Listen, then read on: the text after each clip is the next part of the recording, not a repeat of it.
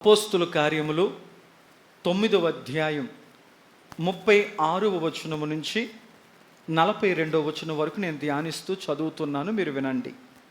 మరియు యొప్పేలో తబితా అను ఒక శిష్యురాలు ఉండెను. ఆమెకు భాషాంతరమున దోర్కా అని పేరు. ఆమె సత్క్రియలను ధర్మకార్యములను బహుగా చేసియుండెను. ఆ దినముల యందామె కాయలపడి చనిపోగా వారు శవమును కడిగి మేడగదిలో పరుండబెట్టిరి. లొద్ద యొప్పేకు దగ్గరగా ఉండుట చేత పేతురు అక్కడ ఉన్నాడని శిష్యులు విని అతడు తడువు చేయక తమ యొద్దకు రావాలని వేడుకొనుటకు 2 మనుష్యులను అతని యొద్దకు పంపిరి. పేతురు లేచి వారితో కూడా వెళ్ళి అక్కడ చేరినప్పుడు వారు మేడగదిలోనికి అతన్ని తీసుకుని వచ్చిరి. విధవరాండ్రందరూ వచ్చి ఏడ్చుచు దోర్కా తమతో కూడా ఉన్నప్పుడు కుట్టిన అంగీలను వస్త్రములను చూపుచు అతని ఎదుట నిలిచిరి. పేతురు అందరినీ వెలుపలకు పంపి మోకాళ్ళూని ప్రార్థన చేసి శవము వైపు తిరిగి తబితా లెమ్మనగా ఆమె కన్నులు తెరిచి పేతురును చూచి లేచి కూర్చుండెను. అప్పుడు ఆమెను చేయి ఇచ్చి లేవనెత్తి పరిశుద్ధులను విధవరాండ్లను పిలిచి ఆమెను సజీవురాలుగా వారికి అప్పగించెను. ఇది యొప్పే అందంతట తెలిసినప్పుడు అనేకులు ప్రభువునందు విశ్వాసముంచిరి. ఇది ఈ రాత్రి మనం నేర్చుకుపోతున్నటువంటి ఒక చక్కటి సంఘటన. ఇప్పుడు జాగ్రత్తగా నేర్చుకునే ప్రయత్నం చేద్దాం. వాక్యం వింటుండగా మీ జీవితంలో మీరు కలిగినటువంటి అనేకమైన ప్రశ్నలకు, మీ జీవితాల్లో మీరు ఎదుర్కొంటున్నటువంటి అనేకమైన ప్రశ్నలకు వాక్యము శ్రద్ధగా వింటే జవాబు ప్రభు అనుగ్రహించునుగాక. మెలకువ కలిగి దేవుని వాక్యాన్ని వినండి 1 గంట సేపు. సరే, మనం వచనం వెంబడి వచనాన్ని ధ్యానిస్తూ ముందుకు వెళదాం. 36వ వచనములో మనం గమనించగలిగితే యొప్పేలో తబితా అను ఒక శిష్యురాలు ఉండెను అని రాయబడింది. సరే, శ్రద్ధగా ధ్యానం చేస్తూ మనం ముందుకెళ్ళే ప్రయత్నం చేద్దాం. బైబిల్ గ్రంథంలో మనం చూడగలిగితే యేసుక్రీస్తు ప్రభువారిని అనేక మంది వ్యక్తులు వెంబడించేవారిగా ఉన్నారు. అనేక మంది యేసు ప్రభుని నమ్ముకున్న వారిగా ఉన్నారు. అనేకులు సంఘములో చేర్చబడిన వారిగా ఉన్నారు. యేసుక్రీస్తు ప్రభుని తన స్వరక్షకుడిగా అంగీకరించిన వారిలో పురుషులు ఉన్నారు, స్త్రీలు ఉన్నారు, చిన్నలున్నారు, పెద్దలున్నారు. అనేక మంది యేసుక్రీస్తు ప్రభుని తమ రక్షకుడిగా అంగీకరించి సంఘములో చేర్చబడి తమ భక్తి జీవితాన్ని కొనసాగిస్తున్న వారు అనేక మంది ఉన్నారు. సరే, శ్రద్ధగా వినండి. ఒక ప్రశ్న అడిగి నేను ముందుకు వెళుతున్నాను. ఒక వ్యక్తి యేసుక్రీస్తు ప్రభువుని నమ్ముకున్న తర్వాత అతడు 2 అనుభవాల గుండా వెళతాడు. ఆ 2 అనుభవాలు ఏంటయ్యా అంటే, ఒకటి శిష్యరికము, రెండవది క్రైస్తవ్యము. ఒక వ్యక్తి యేసు ప్రభువుని నమ్ముకున్నాక మొదట క్రైస్తవుడు అవుతాడా, మొదట శిష్యుడు అవుతాడా? ఇది మనకు తెలియాలి. మొదట శిష్యుడు అవుతాడా, లేకపోతే మొదట క్రైస్తవుడు అవుతాడా? ఎవరన్నా మీ దగ్గరికి వచ్చి నువ్వు యేసు ప్రభువుని నమ్ముకున్నావా? నమ్ముకున్నానండి. నువ్వు మందిరానికి వెళుతున్నావా? వెళుతున్నానండి. యేసుక్రీస్తు రక్తముతో నువ్వు కడగబడ్డావా? కడగబడ్డానండి. నీ భక్తి జీవితాన్ని నమ్మకంగా కొనసాగిస్తున్నావా? కొనసాగిస్తున్నానండి. అయితే నా ప్రశ్న ఏంటంటే, నువ్వు యేసు ప్రభువుని నమ్ముకున్న తర్వాత మొదట క్రైస్తవుడు అయ్యావా, మొదట శిష్యుడు అయ్యావా? ఈ మాటను అర్థం చేసుకునే ప్రయత్నం చేద్దాం. ముందట వాక్యం ఏమేమి చెప్పిందంటే, యొప్పే అనే ఒక గ్రామములో తబితా అనే ఒక శిష్యురాలు ఉంది. ఆమె పేరును మీకు పరిచయం చేస్తాను. తబితా. ఆ పేరుకు మరొక పేరు ఉంది. ఏంటంటే, ఆ పేరుకు భాషాంతరమున దోర్కా అని అర్థం. దేవునికి స్తోత్రం చెప్పండి. యొప్పే అనే ఒక గ్రామములో ఒక చక్కని సహవాసం ఉంది. ఒక చక్కని దైవికమైనటువంటి సహవాసము కలిగిన గుంపు, పరిశుద్ధుల గుంపు యొప్పే అనే ప్రాంతములో ఉన్నారు. ఆ సంఘములో తబిత అనే ఒక స్త్రీ ఉంది, తబిత అనే ఒక యవనస్తురాలు ఉంది. తబిత అనే పేరుకు ఆమెకు మరొక పేరు ఉంది. ఏంటంటే దోర్కా. తబిత అన్నది అరామిక్ భాష. అరామిక్ భాషలో తబిత. అదే పేరుకు గల మరొక అర్థం గ్రీకు భాషలో దోర్కా. 2 పేర్లు ఆమెకున్నాయి. మొదటిది తబిత, ఇది అరాబిక్ భాషలో తబిత. గ్రీకు భాషలో అదే పేరును ప్రస్తావిస్తూ ఆ పేరుకు గల మరొకది అంటే అలియాస్ దోర్కా. ఈ దోర్కా అనే పేరుకు అర్థం ఏంటో ఇన్పుట్లో కింద మనం చూడగలిగితే లేడీ అని రాయబడింది. దేవునికి స్తోత్రం చెప్పండి. ఇప్పుడు శ్రద్ధగా విందాం.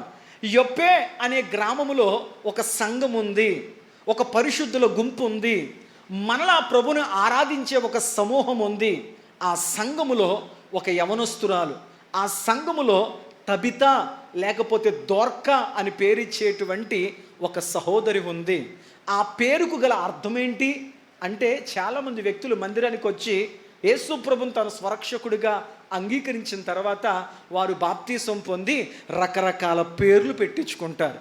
పేర్లైతే పెట్టించుకుంటారు, కానీ ఆ పేరుకు తగ్గటువంటి నడవడిక అనేక మంది జీవితాల్లో ఉండవు. కానీ ఈ తల్లికి ఏ పేరు పెట్టబడింది? దోర్కా అన్న పేరు పెట్టబడింది. దోర్కా అన్న పేరుకు గల అర్థం ఏంటంటే లేడీ, లేడీ, దుప్పి, జింక అనే అర్థం ఇచ్చే పేరును ఆమెకు పెట్టబడింది. నిజంగా చెప్పాలంటే ఆమె జీవితాన్ని ఒక్కసారి మనం పరిశీలన చేస్తూ వస్తే ఆమె జీవితము ఆమె పేరుకు తగ్గట్లుగానే బ్రతికింది.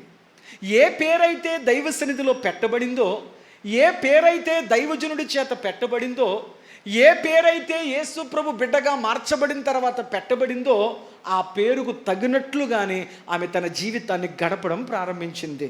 ఆమె పేరు దోర్కా.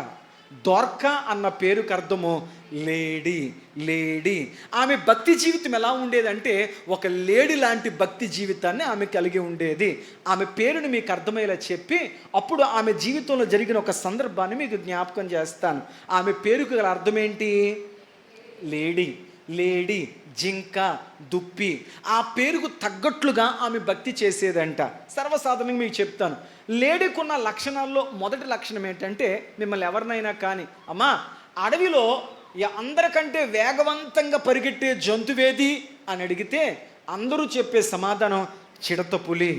చిడతపులి ఎంతో వేగంగా పరిగెడతాదండి. చిడతపులికి దొరకకుండా తప్పించుకోవడానికి ఏమీ అవకాశం లేదండి. అన్ని వేటాడే జంతువుల కంటే వేగవంతంగా చురుకుగా పరిగెట్టే ఒక చురుకైన జంతువు చిడతపులి అని మనం చెప్తాం. కానీ మీరు ఇంకా గమనించాలి, ఆ చిడతపులికి సైతం ఎన్నోసార్లు దొరకకుండా పరిగెట్టగల శక్తి లేడీకి ఉంది. తనను తాను వేటాడుతున్నప్పుడు ఆ శత్రువైనటువంటి చిడతపులి చేతికి దొరకకుండా, ఆ శత్రువైనటువంటి చిడతపులి నోటికి తాను దొరకకుండా, ఆ శత్రువైనటువంటి చిడతపులి యొక్క పంజాకు తాను గురి కాకుండా ఆ చిడతపులి కంటే వేగంగా పరిగెడుతూ తప్పించుకునే నైపుణ్యత, శక్తి లేడికుంది. అందుకే భక్తుడు అంటాడు, ఆయన నా కాళ్ళను లేడి కాళ్ళ వలె చేశాడు. ఎందుకు నీ కాళ్ళను లేడి కాళ్ళ వలె చేశాడు అని అడిగితే, శత్రువైన సాతాను నన్ను వెంటాడుతున్నాడండి. ఆ సాతాను చేతికి నేను దొరకకుండా అనేక రీతులుగా నేను పారిపోవడానికి, పాపము నుండి పారిపోవడానికి, దుర్మార్గము నుండి పారిపోవడానికి, కోపము నుండి పారిపోవడానికి, అపవిత్రత నుంచి పారిపోవడానికి, దేవునికి విరుద్ధమైన కార్యములన్నింటి నుంచి నేను పారిపోవడానికి ఆయన నా కాళ్ళను లేడి కాళ్ళ వలె మార్చాడు. ఎందుకు ఒక దేవుని బిడ్డ లేడి వల్ల ఉండాలని ప్రభు కోరుకుంటున్నాడంటే, రక్షణ పొందిన తర్వాత సాతానుడు ఒక చిడతపులి వలె నిన్ను వెంటాడడానికి వస్తూ ఉంటాడు, అనేక రీతులుగా నిన్ను పట్టుకోవడానికి వస్తూ ఉంటాడు. అయితే ఒక దేవుని బిడ్డ తన భక్తి జీవితంలో ఎలా పరిగెట్టగలగాలంటే, సాతానికి దొరకకుండా, పాపానికి దొరకకుండా, లోకానికి దొరకకుండా, లోక ఆశలకు దొరకకుండా, అపవిత్రమైన కార్యాలకు దొరకకుండా ఒక లేడి వలె తనను తాను కాపాడుకుంటూ శత్రువుకు దొరకకుండా పరిగెట్టగలిగేవాడిగా ఉండాలి. దేవునికి స్తోత్రం చెప్పండి. హల్లెలూయా, హల్లెలూయా. కానీ బాధాకర విషయం ఏంటంటే, ఈనాటి దినాల్లో అనేక మంది రక్షింపబడిన వ్యక్తులుగా ఉన్నప్పటికీ కూడా, దేవుని చేత రక్షణ పొందిన వ్యక్తులుగా ఉన్నప్పటికీ కూడా, కొన్ని సందర్భాల్లో కొంతమంది వ్యక్తులు సాతాను చేతికి దొరికేస్తున్నారు. కోపము ద్వారా దొరికేస్తున్నారు, ఆవేశము ద్వారా దొరికేస్తున్నారు, మానసిక బాధల ద్వారా దొరికేస్తున్నారు, ఆలోచనల వల్ల దొరికేస్తున్నారు. ఇక రకరకాలైనటువంటి పరిస్థితుల వల్ల అనేక మంది వ్యక్తులు తమకు తెలియకుండానే సాతాను తనను వెంటాడుతున్నప్పుడు శ్రమల రూపములో, కష్టాల రూపములో, ఇబ్బందుల రూపములో, అవమానాల రూపములో, శోధన రూపములో, పాపము రూపములో, అనేక రూపాల్లో సాతాను నిన్ను పట్టుకోవడానికి ప్రయత్నిస్తున్నప్పుడు అనేక మంది ఈ దోర్కావలే, లేడివలే పాపము నుండి, లోకము నుండి, లోకాశల నుంచి పారిపోయే ప్రయత్నం చేయకుండా అనేక మంది తమ భక్తి జీవితాల్లో సాతాను చేతికి, అర్థం చేసుకుంటూ వినాలి, సాతాను చేతికి దొరికేస్తున్నారు. ప్రభు అన్నాడు, కోపపడుడి కానీ పాపము చెయ్యకుడి. అంటే అర్థం ఏంటి? కోపము రూపంలో సాతానికి దొరికేస్తున్నాం, అనాలోచన రూపంలో సాతానికి దొరికేస్తున్నాం, ఆవేశ రూపములో సాతానికి దొరికేస్తున్నాం, లేకపోతే అపవిత్రత రూపములో సాతానికి దొరికేస్తున్నాం, సరైన ప్రార్థనా జీవితం లేక సాతానికి దొరికేస్తున్నాం, దేవునితో సహవాసము లేక సాతానికి దొరికేస్తున్నాం. ఈ విధంగా అనేక మంది భక్తి జీవితంలో లేడి వంటి అనుభవం కలిగి ఉండకపోవడం ద్వారా అనేకులు సాతానికి దొరుకుతున్నారు, సాతాను చేత పట్టబడుతున్నారు, వారి తమ భక్తి జీవితంలోంచి వెనకకు లాగివేయబడుతూ ఉన్నారు. సంగమా, బైబిల్ చెప్తుంది, కానీ ఈ దోర్కా అనే తల్లి, ఈ దోర్కా అనే సహోదరి అలా సాతానికి దొరికేదిగా లేదంట, అలా సాతానికి పట్టుబడేదిగా లేదంట. సాతానుడు ఎన్ని రకాలుగా తను వెంటాడుతున్నా, ఎన్ని రకాలుగా ఆశలు కలిగిస్తున్నా, ఎన్ని రకాల కోరికలు కలిగిస్తున్నా, ఎన్ని రకాలుగా ప్రలోభాలకు గురి చేస్తున్నా, ఎన్ని రకాల పరిస్థితులకు గురి చేస్తున్నా, సాతాను యొక్క ప్రలోభాలకు, సాతాను యొక్క కుయుక్తులకు ఆమె ఏ మాత్రము దొరకకుండా ఒక లేడి వలె సాతానుకు దొరకకుండా పరిగెడుతూనే ఉందంట. దేవునికి స్తోత్రం చెప్పండి. వాక్యములో ఆమె పేరు మాత్రమే ప్రస్తావించబడింది, కానీ ఆమె కుటుంబాన్ని గూర్చి కానీ, ఆమె భర్తను గూర్చి కానీ, ఆమెకు వివాహమైందా, భర్త ఉన్నాడా, ఉంటే ఉన్నాడా, మరణించాడా, ఈ విషయాలు ఏమీ బైబిల్లో వ్రాయబడలేదు. ఆమె జీవితం మనం నేర్చుకునేసిన మొదటి పాఠం ఏంటంటే ఆమె పేరు దోర్కా, అంటే లేడి. లేడి ఎలాగైతే తన ప్రమాదమునకు, తన అపవాదికి, ఆ యొక్క చిడతపులి చేతికి దొరకకుండా పారిపోతుందో, ఆమె తన భక్తి జీవితంలో సాతానుడు కలిగించే ప్రతి విధమైనటువంటి ఆ యొక్క శోధనలకు, అపవిత్రతలకు, ప్రతి విధమైనటువంటి స్థితిగతులకు దొరకకుండా ఆమె లేడి వలె పారిపోతుందంట. అంటే ఏంటంటే తన భక్తి జీవితాన్ని ఆమె కాపాడుకుంటూ వెళుతుంది. దేవునికి స్తోత్రం చెప్పండి.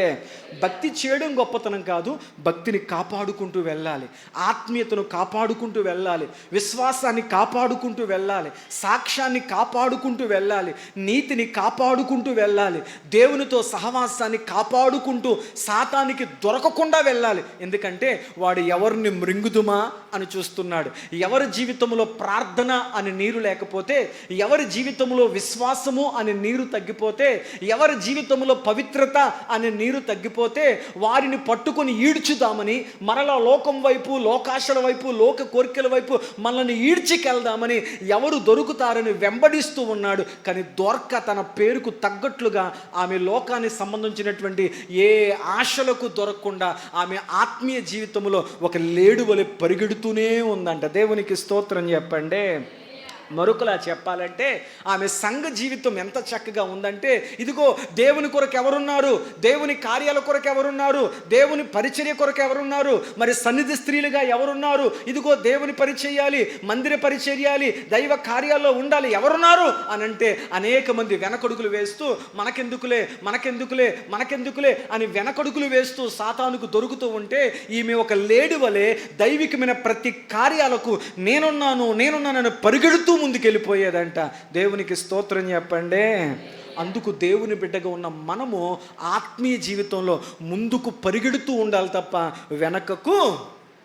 ఒకప్పుడు బాగా ప్రార్థన చేదానండి, ఇప్పుడు వెనకబడిపోయాను. ఒకప్పుడు చాలా బాగా పరిచర్య చేసేదానండి, ఇప్పుడు వెనకబడిపోయాను. ఒకప్పుడు దేవుని పట్ల ఎంతో ఆసక్తిగా బ్రతికేదానండి, ఇప్పుడు వెనకబడిపోయాను. అంటే అర్థం ఏంటంటే వెనక పడుతున్నావంటే వెనక వెంటాడుతున్న వాడి చేతికి దొరికే ప్రమాదం ఉంది. అందువల్ల వాడు దోచుకుంటాడు. ఒకనాటి ఆత్మీయత, ఒకనాటి దైవికమైన వెలుగు నీ జీవితంలో ఆరిపోయి చల్లారిపోయే ప్రమాదం ఉంది. కాబట్టి ఈ దోర్కాకు తెలుసు, నన్ను వెంబడించేది లోకం, నన్ను వెంబడించేది పాపం, నన్ను వెంబడించేది అపవిత్రత, దానికి నేను దొరకకూడదని చెప్పి ఈమె తన పవిత్రమైన భక్తిని కాపాడుకుంటూ ముందుకు పరిగెట్టేది. అలాగే దైవ కార్యాల విషయంలో వెనకడుగులు వేయకుండా నేనున్నానని భక్తి చేస్తూ ఉండేది. కొంతమందికి ఏంటయ్యి అంటే, నన్ను ఎవరు అనకపోతే నేను భక్తి చేస్తాను, ఎవరు నా జోలికి రాకపోతే నేను భక్తి చేస్తాను, నా గురించి ఎవరైనా అనుకుంటే నేనేం చేయనండి. ఇది భక్తి కాదు. ఎవరు ఏమనుకున్నా పర్వాలేదు, ఎవరు ఎన్ని రకాలుగా ఆలోచిస్తున్నా పర్లేదు, విశ్వాసమునకు కర్తయు దాన్ని కొనసాగించువాడిన యేసయ్య వైపు చూస్తూ నేను దేవుని కొరకు పరిగెడతాను, దైవ పరిచర్య కొరకు పరిగెడతాను, దైవ కార్యాల కొరకు పరిగెడతాను, నా సాక్ష్యాన్ని, నా భక్తిని, నా నీతిని కాపాడుకోవడం కొరకు నేను సాతానికి దొరకకుండా పరిగెడతాను అని అనేక మంది భక్తి జీవితంలో పరిగెట్టగలిగే వ్యక్తులుగా మనం ఉందుముగాక.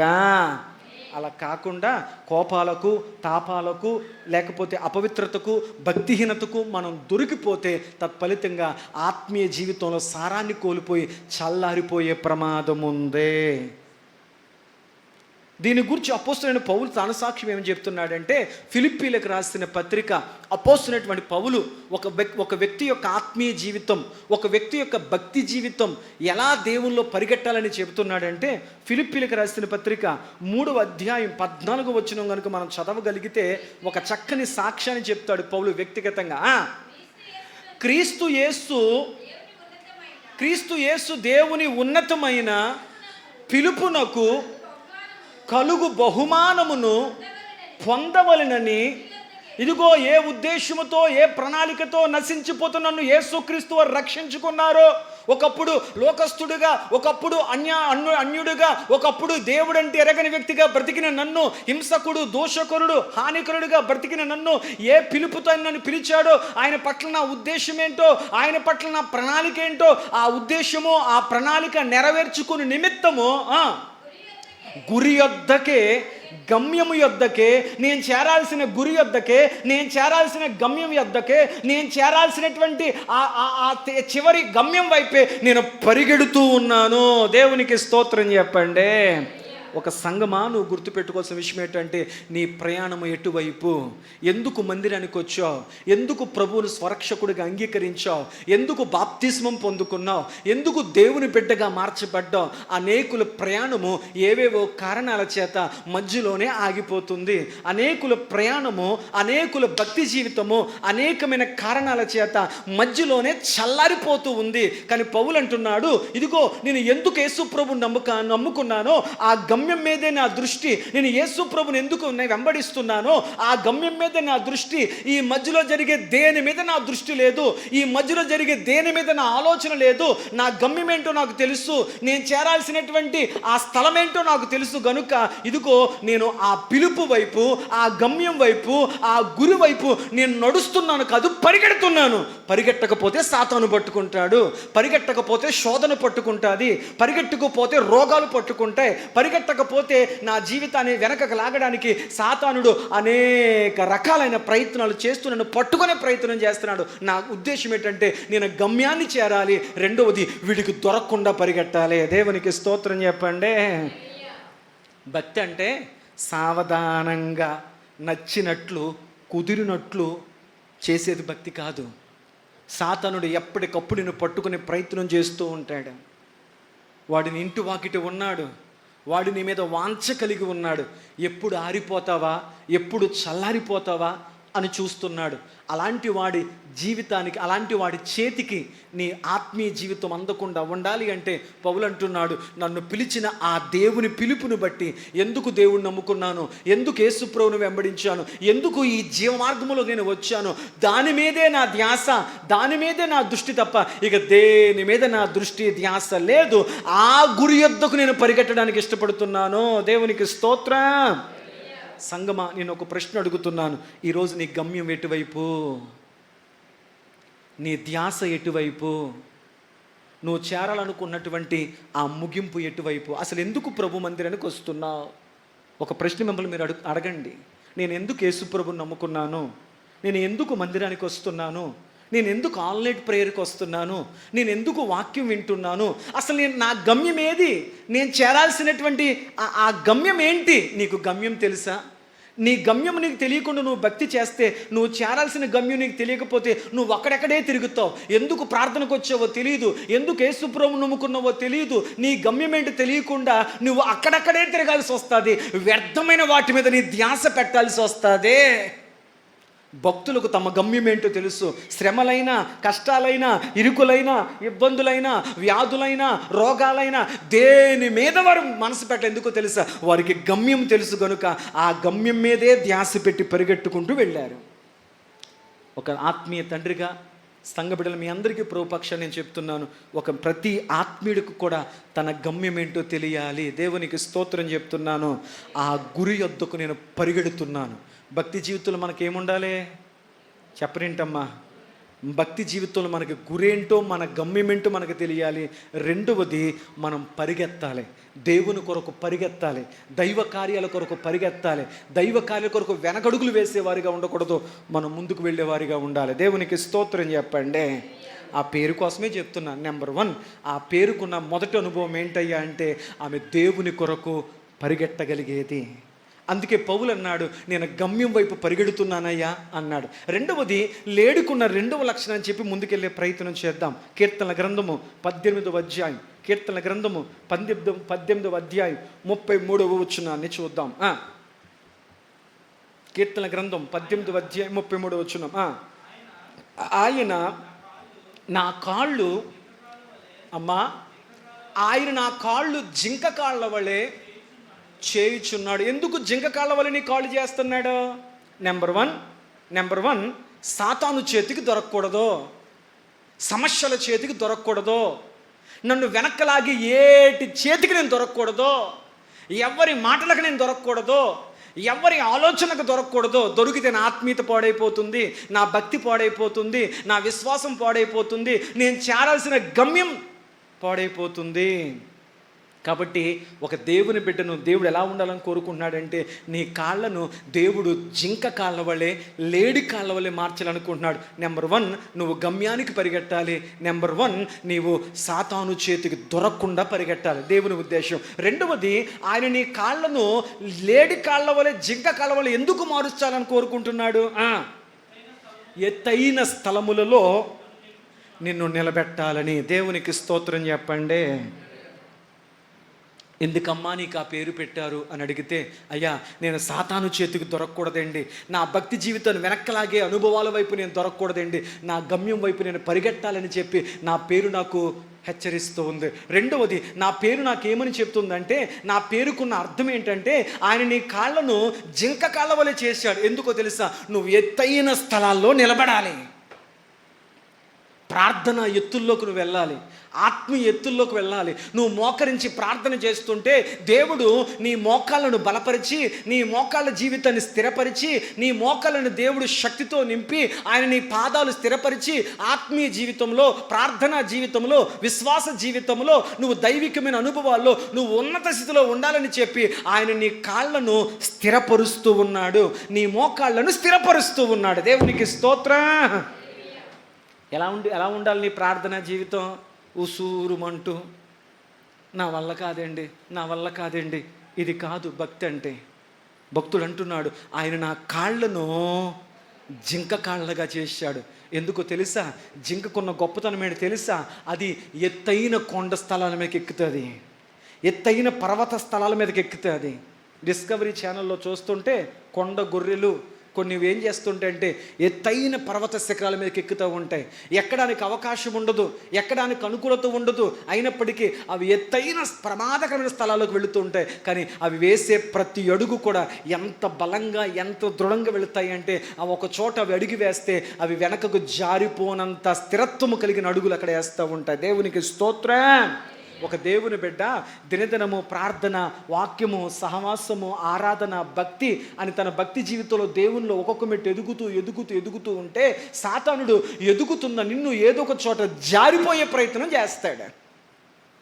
ఆత్మీయతలో జారిపోవాలి, ప్రార్థనలో జారిపోవాలి, విశ్వాసతలో జారిపోవాలి, పవిత్రతలో జారిపోవాలి, నోరు జారాలి అని చెప్పి అనేక రకాలుగా నిన్ను జార్చే ప్రయత్నాలు చేస్తాడు. కానీ భక్తుడు అంటున్నాడు, ఆయన నా కాలు జారనివ్వకుండా ఆయన నా కాలును బలపరుస్తూ ఉన్నాడు. ఆమెను చెప్పండి. అంటే దేవుని చేత నడిపించబడే ఒక వ్యక్తి ఆత్మీయ స్థితిలో వెళ్ళడానికి ఆశపడతాడు. రెండవది, తొందరపడి ఏది జారడు. అది నోరైనా, కాలైనా, మనసైనా. నువ్వు నోరు జారుతున్నావంటే, కాలు జారుతున్నావంటే, మనసు జారుతున్నావంటే నువ్వు వాక్యమునకు అనుసంధానమైన జీవితాన్ని గడుపుతున్న వ్యక్తివైతే కాదు. సంగమా, ఇది ఒక హెచ్చరిక ఉందా బైబిల్లో? ఆయన నా కాలు జారి పడిపోకుండా నా కాళ్ళను చూడండి. కీర్తన గ్రంథం 119వ కీర్తన వాక్యము నేర్చుకుందాం. కీర్తన గ్రంథం 119వ అధ్యాయం, కీర్తన గ్రంథం 119వ అధ్యాయం 133వ వచనాన్ని చదువుకుందాం. నీ వాక్యమును బట్టి పాస్టర్ గారండి, మరి మా భక్తి జీవితంలో సాతానుడు మమ్మల్ని జార్చే ప్రయత్నం చేస్తాడు. మా నోరు జారేలాగా, మా మనసు జారేలాగా, మా భక్తి జారేలాగా సాతానుడు చేస్తాడని మీరు చెప్తున్నారు కదా.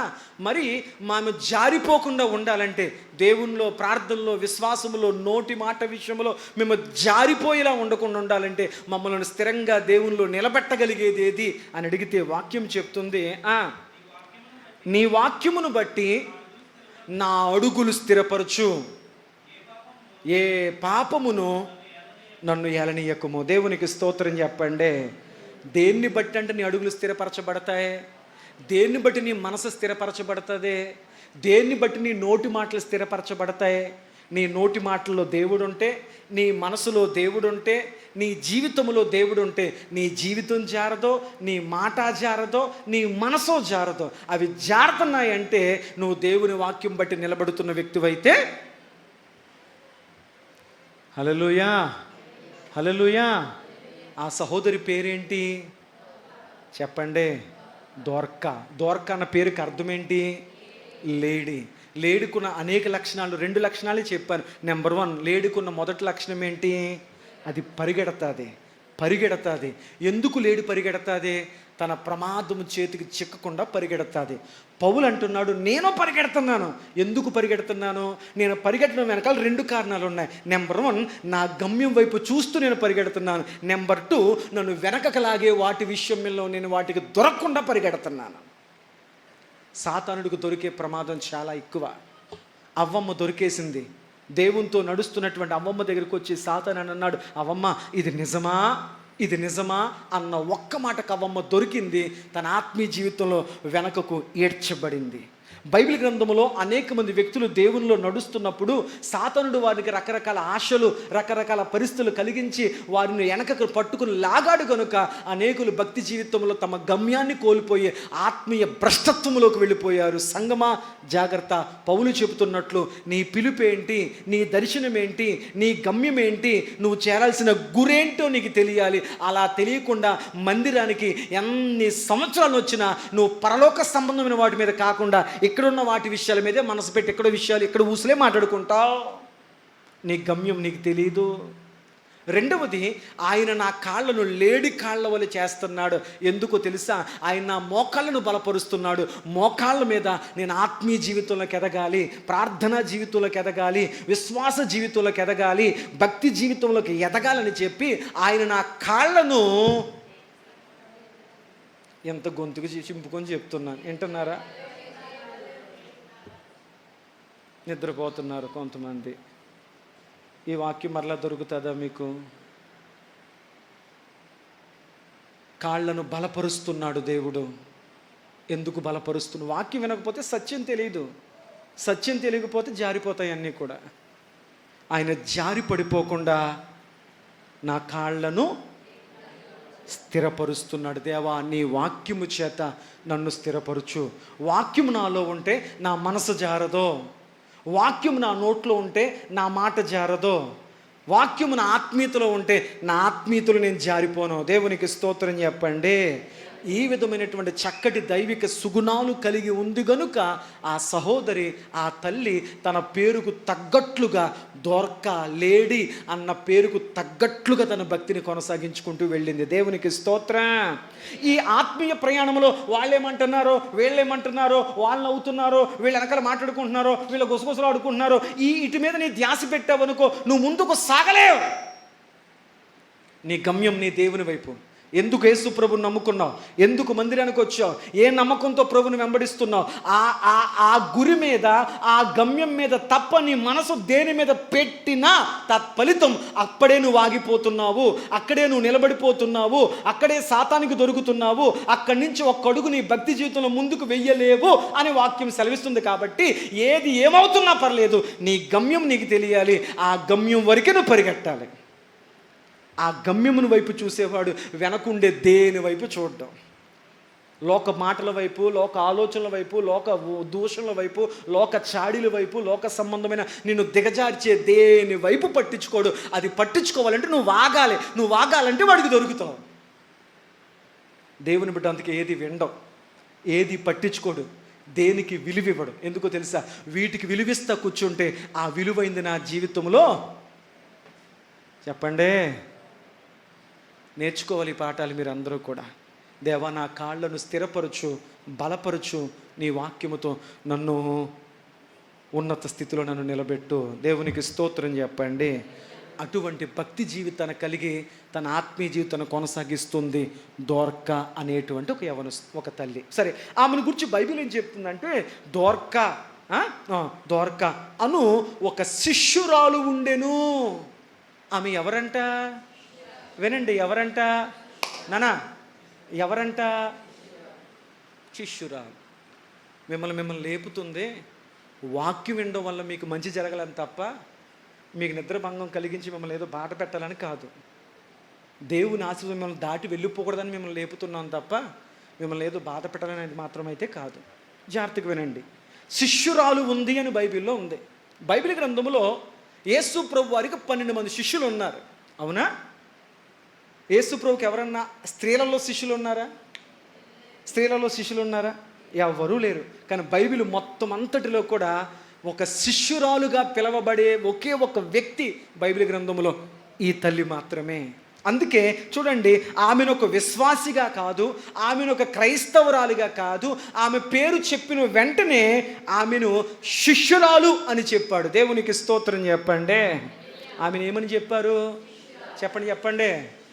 ఆమె భక్తి జీవితము ఎలా ప్రారంభించబడిందంటే, ఆమె ఒక క్రైస్తవురాలుగా ఉండడానికి ఇష్టపడలేదు, ఆమె ఒక శిష్యురాలుగా ఉండడానికి ఇష్టపడింది. మందిరంలో మీ దగ్గరికి వచ్చి, అమ్మ నువ్వు మందిరానికి వస్తున్నావు కదా, నువ్వు క్రైస్తవురాలుగా ఉంటావా, నువ్వు శిష్యురాలుగా ఉంటావా అని అడిగితే చాలామంది, ఇదిగో మేము క్రైస్తవులుగా ఉంటాం, మేము క్రైస్తవులుగా ఉంటాం అనిపించుకోవడానికి ఇష్టపడ్డారు. కానీ ఈ దోర్కా అనే సహోదరి మాత్రము ఆమె యేసు ప్రభుకి ఎలా ఉండడానికి ఇష్టపడిందంటే, నేను క్రైస్తవురాలుగా కాదండి, నేను యేసుక్రీస్తుకు శిష్యురాలుగా ఉంటాను అని ఆమె ఇష్టపడింది. దేవునికి స్తోత్రం. అందుచేత ఆమెను గురించి రాయబడేటప్పుడు ఆమె పేరును చెప్పి ఆమెని ఒక విశ్వాసి అని చెప్పలేదు, ఆమెను ఒక క్రైస్తవురాలు అని చెప్పలేదు. ఆమెను ఏమని చెప్పారు అంటే, ఆమెని ఒక శిష్యురాలు అని చెప్పారు. దేవునికి స్తోత్రం. ఇప్పుడు చెప్పండి, యేసుక్రీస్తు ప్రభువారు ఆయన సంధికి వస్తున్న మనలను క్రైస్తవులకు ఉండాలని కోరుకుంటున్నాడా, శిష్యులకు ఉండాలని కోరుకుంటున్నాడా? చెప్పరేటమ్మా. ఎలా ఉండాలని కోరుకుంటున్నాడు ఆయన? నువ్వు ఎలాగున్నా పర్లేదు రా బాబు, నువ్వు చచ్చికొత్తమే కావాలి. లేదు. ఆ భక్తి యేసు ప్రభు చెప్పలే. నీ బతుకు ఎలాగున్నా పర్లేదు, నీ జీవితం ఎలాగున్నా పర్లేదు, నీ పద్ధతులు ఎలాగున్నా పర్లేదు, నువ్వు చచ్చికొత్తమే మాకు కావాలి. లేదు. బైబిల్ అలా చెప్పలే. బైబిల్ యేసు ప్రభు ఏం చెప్పాడో తెలుసా? చూడండి, ఆ మాట మీకు జ్ఞాపకం చేసుకొని, ఆయనకు మనం క్రైస్తవులుగా ఉండడం ఇష్టమా, ఆయనకు మనం శిష్యులుగా ఉండడం ఇష్టమో చూద్దాం. చూడండి, బైబిల్ గ్రంథం తెరిచి సత్యాన్ని గ్రహించి నేర్చుకుందాం. మత్తయి శుభవార్త 28వ అధ్యాయం. మత్తయి శుభవార్త 28వ అధ్యాయం 19వ వచనం. కాబట్టి మీరు వెళ్ళి, అమ్మా సమస్త జనులను ఎలా చేయమన్నాడు ఆయన? యేసుక్రీస్తు ప్రభువారు సిలువ మరణాన్ని పొందుకొని, యేసుక్రీస్తు ప్రభువారు సిలువ మరణాన్ని పొందుకొని ఆయన పునరుద్ధాన శక్తితో 3వ దినాన సమాధిని గెలిచి లేచి ఆయన సజీవుడును అని చెప్పి అనేకులకు తనను తాను కనపరుచుకొని ఆయన ఒలీవల కొండ మీద, ఆయన ఆ కొండ మీద నుంచి మళ్ళా పరలోకానికి ఆరోహణమైపోతూ ఆయన తన శిష్యులకు చెప్పిన మాట ఏంటంటే, మీరు సర్వ సృష్టికి వెళ్ళి సువార్తను ప్రకటించండి, యేసు ప్రభుని గురించి ప్రకటించి వారిని క్రైస్తవులుగా మార్చండి అనలే, వాళ్ళని భక్తిపరులుగా మార్చండి అనలే. యేసు ప్రభు ఏం చెప్పారంటే, మీరు సర్వ సృష్టికి వెళ్ళి సువార్తను ప్రకటించండి, వాళ్ళని నాకు ఎలా మార్చండి చెప్పండి తల్లి, శిష్యులుగా మార్చమన్నాడు. దేవునికి స్తోత్రం చెప్పండి. కొంతమంది క్రైస్తవులుగా ఉండడానికి మందిరానికి వస్తారు, కొంతమంది యేసు ప్రభు దగ్గర శిష్యులుగా ఉండడానికి వస్తారు. పాస్టర్ గారు, యేసు ప్రభువుని ఎలా ఉండమని కోరుకున్నాడండి? వాక్యం చెప్తుంది, మీరు సర్వ సృష్టికి వెళ్ళండి, నా సువార్తను ప్రకటించండి, సువార్తను ప్రకటించిన తర్వాత వారిని నాకు శిష్యులుగా చేయండి. అంటే యేసు ప్రభు ఏమని కోరుకున్నా, మనల్ని ఎలా ఉండాలని కోరుకున్నాడు? శిష్యులుగా ఉండాలని కోరుకున్నాడు. పాస్టర్ గారండి, ఒక శిష్యుడు ఎలా ఉండాలి? ఒక శిష్యుడు ఎలా ఉంటాడో, ఒక శిష్యుడు ఎలా ఉంటాడో గురువు దగ్గర ఎలా ఉంటాడు? 3 మాటలు చెప్తాను. ఒక శిష్యుడు జీవితంలో 3 అనుభవాలు కలిగి ఉన్నప్పుడే ఆవిడ నిజమైన శిష్యుడిగా ఉంటాడు. నెంబర్ 1, శిష్యుడు గురువు దగ్గర నేర్చుకుంటాడు. గురువుకు పాఠాలు చెప్పడం. శిష్యుడు గురువు దగ్గర, నాన్న వినండి, శిష్యుడు గురువు దగ్గర నేర్చుకుంటాడు. ఏది నేర్చుకున్నాడో అది గురువు వెంబడిస్తాడు. శిష్యుడు నేర్చుకుంటాడు, వెంబడిస్తాడు. ఏదైతే నేర్చుకున్నాడో, ఏదైతే వెంబడిస్తున్నాడో దాన్ని ఆచరిస్తాడు. వెంబడించడం, నేర్చుకోవడం, ఆచరించడం, ఈ 3 చేసేవాడే శిష్యుడు. అలాంటి వారు కావాలని ప్రభు కోరుకున్నాడు. కాబట్టి మేము చర్చికి వెళ్ళిపోతున్నాం, మేము దేవుణ్ణి నమ్ముకున్నాం అని మనం చెప్పుకోవడం గొప్పతనం కాదు. యేసు ప్రభు మనల్ని ఎలా ఉండాలని కోరుకున్నాడంటే శిష్యులుగా ఉండాలని కోరుకున్నాడు. ఒక శిష్యుడికి ఉండాల్సినటువంటి 3 విలువైన లక్షణాలు. నెంబర్ 1, శిష్యుడు నేర్చుకుంటానికి ఇష్టపడతాడు. ఏం చేయడానికి ఇష్టపడతాడో, నేర్పించే దైవజనుడి దగ్గర కూర్చొని, నేర్పించే పరిశుద్ధాత్మ దగ్గర కూర్చొని, నేర్పించే తన గురువు దగ్గర కూర్చొని, నాకు నేర్పు, నాకు నేర్పు.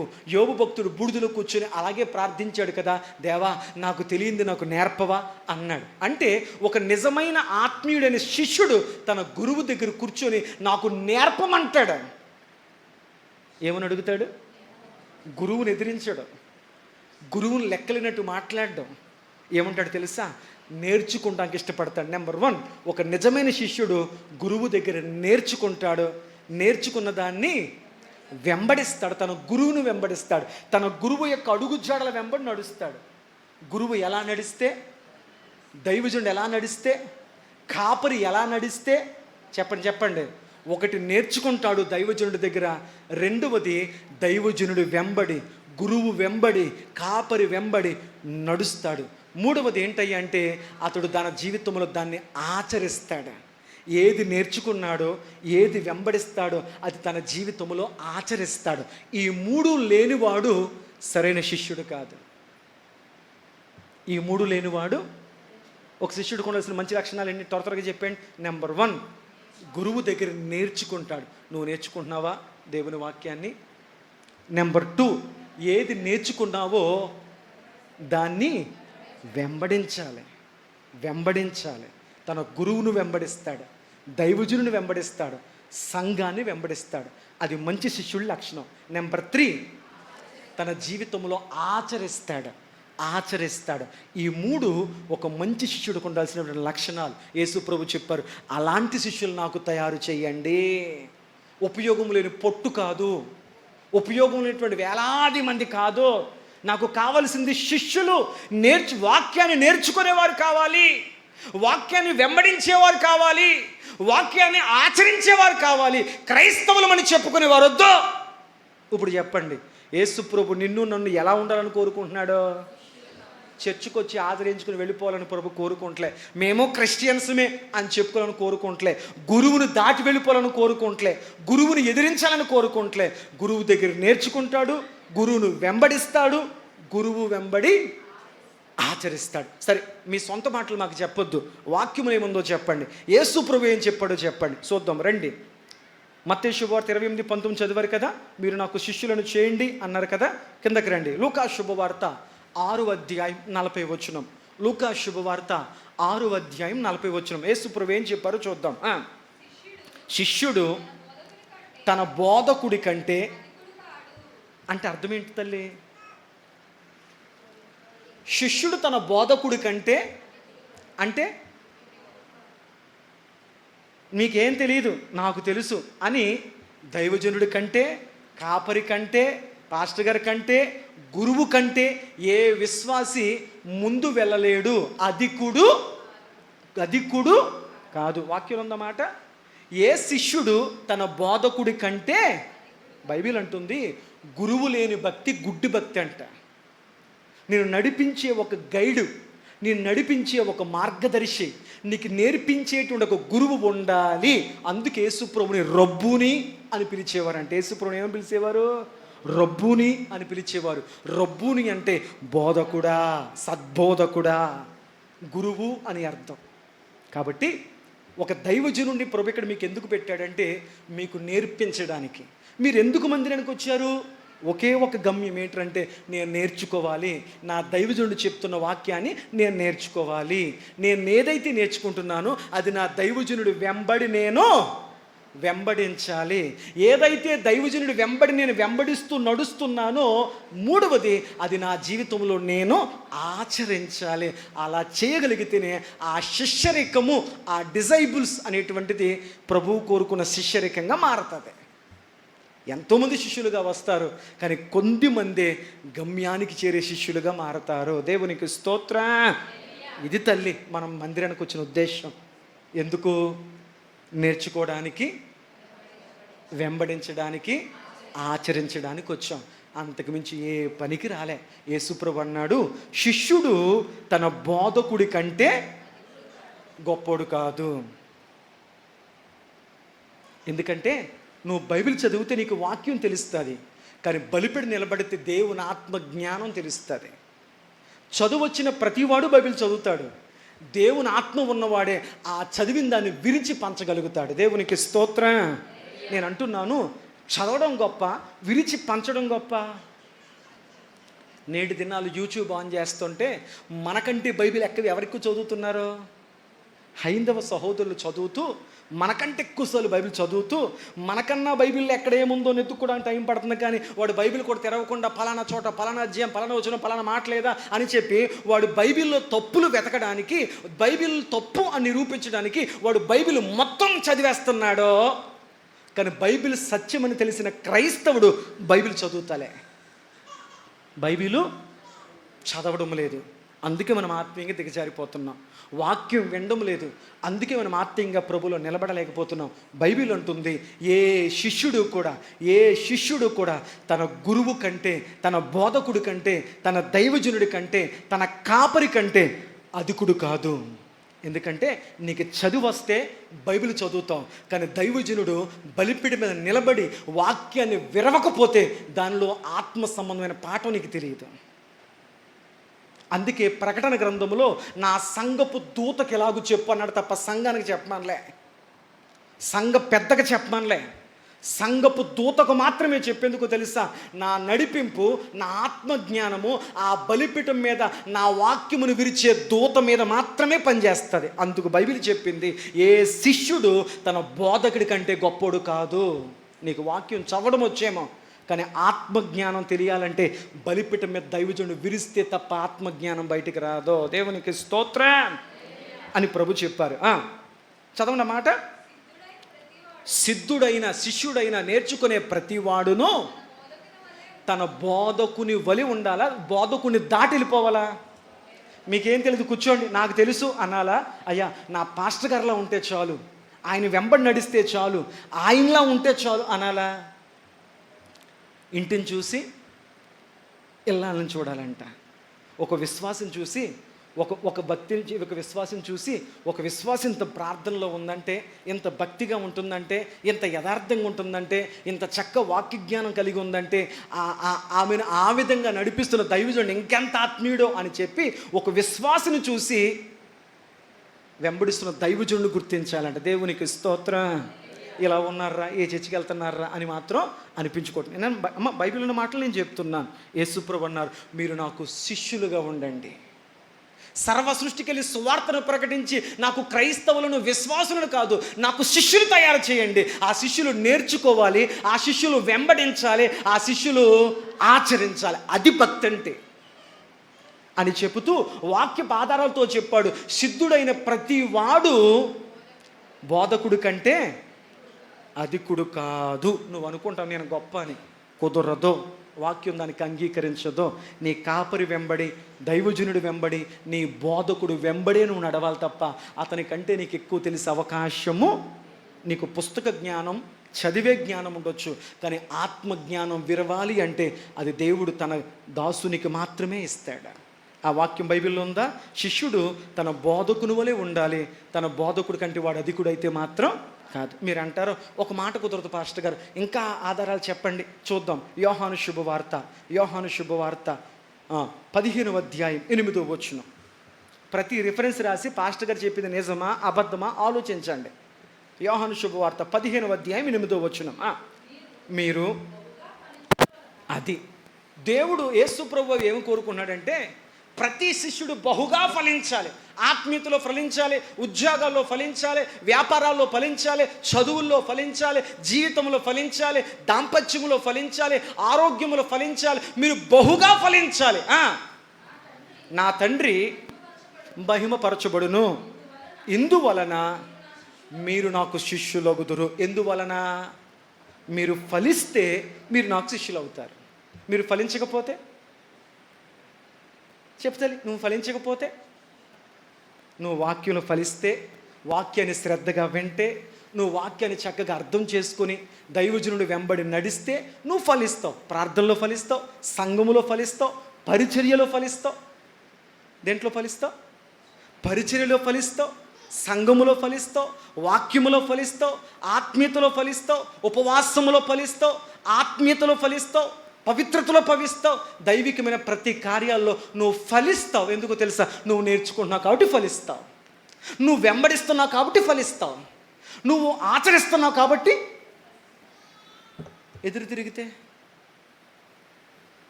బోధకుని కంటే నేను ముందెళ్ళిపోతానంటే ఫలించే అవకాశము లేదు. అందువల్ల మీరు నాకు శిష్యులు కాలేరు.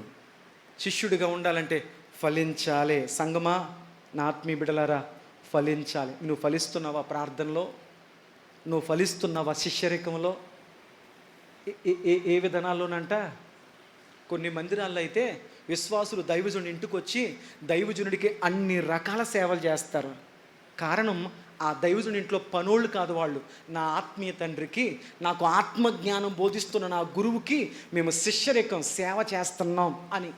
నేను ఏ విశ్వాసతో ఏ పని చేయించుకోవట్లే, కానీ ఒకటి చెప్తున్నాను, వాక్యాన్ని నేర్చుకోండి, కాపరి వెంబడి నడవండి, వాక్యాన్ని ఆచరించండి. అప్పుడు ప్రభువు కోరుకున్న భక్తి, ప్రభువు కోరుకున్న శిష్యుడుగా నువ్వు మారతావు. అది లేని రోజున పైకి భక్తి మాత్రమే ఉంటుంది, జీవితంలో శక్తి ఉండదో. దేవునికి స్తోత్రం. రండి ముందుకు వెళదాం.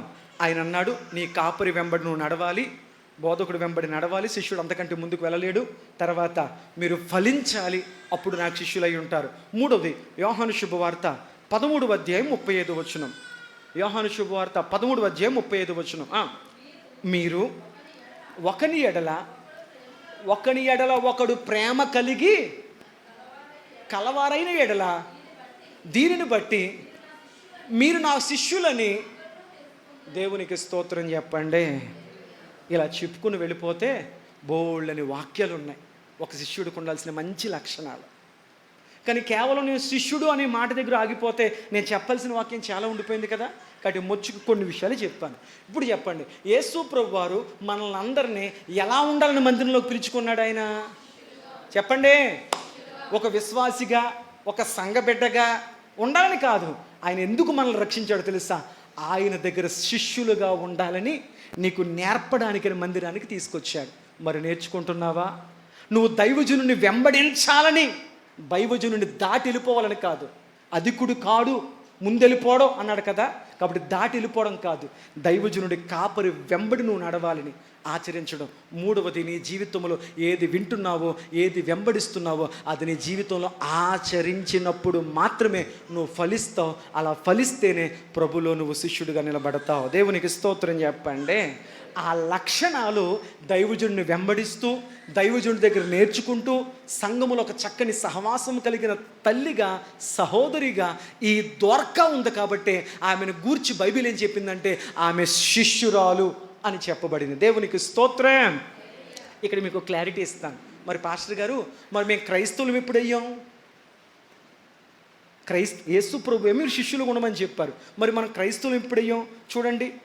అపోస్తుల కార్యాలు 11వ అధ్యాయం 26వ వచనం. అపోస్తుల కార్యాలు, నిజంగా మీకు వాక్యం నేర్చుకునే ఆలోచన ఉంటే మంచి సబ్జెక్ట్ మీకు ఇస్తున్నాను నేను. అపోస్తుల కార్యాలు 11వ అధ్యాయం 26వ వచనం. వారు కలిసి ఒక సంవత్సరం అంతయు ఒక సంఘముగా ఉండి బహుజనములకు వాక్యమును బోధించిరి.